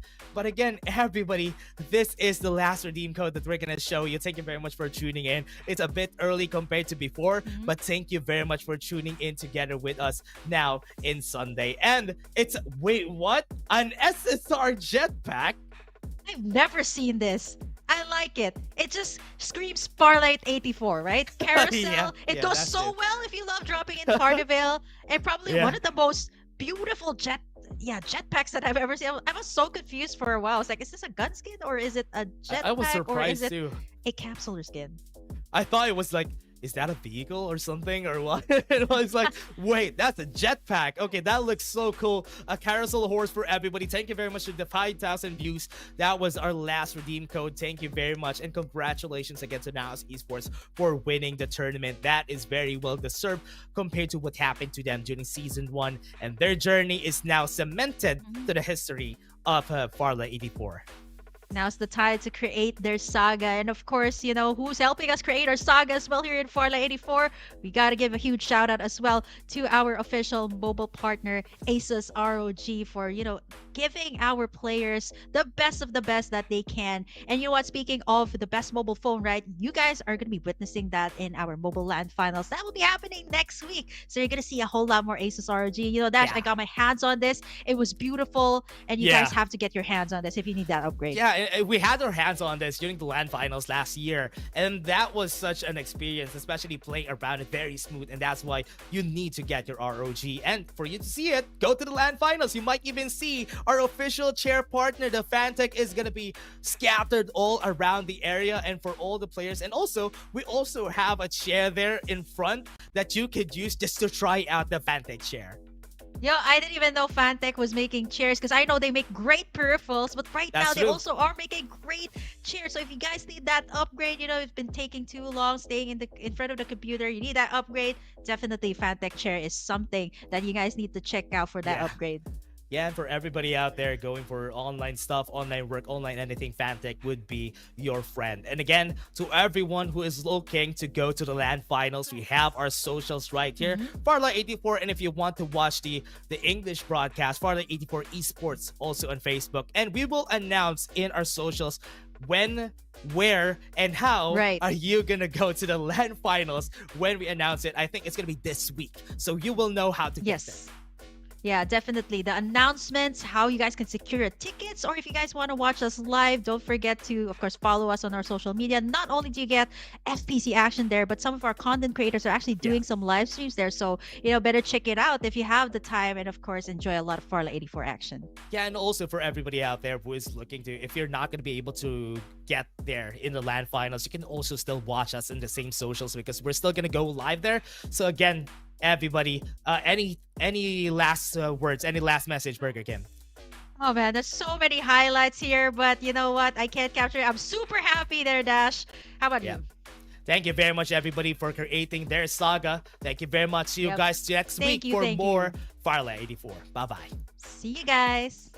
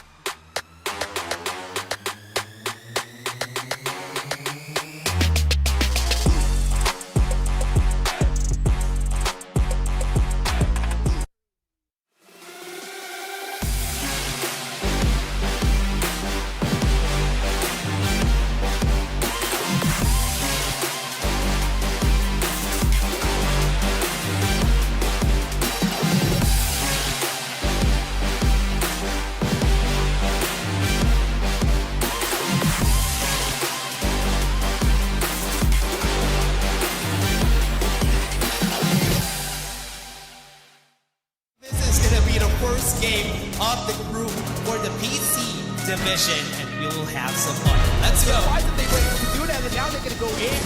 This is the fight on the air, and that's a shot. Go there, the top 2 squad.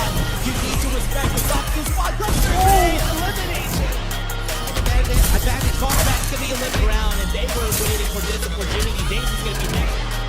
Be eliminating them one by one. Brown, not to the Paragons are now left with 24k after Bang. Link is gonna be able to get 1 kill. Be able to run away. You have the vision erosion. The absolute gravity is gonna be there with the Ace shot on him. Build the GG a bit too slow. And now they're gonna go for the revive. They got the revive, but what?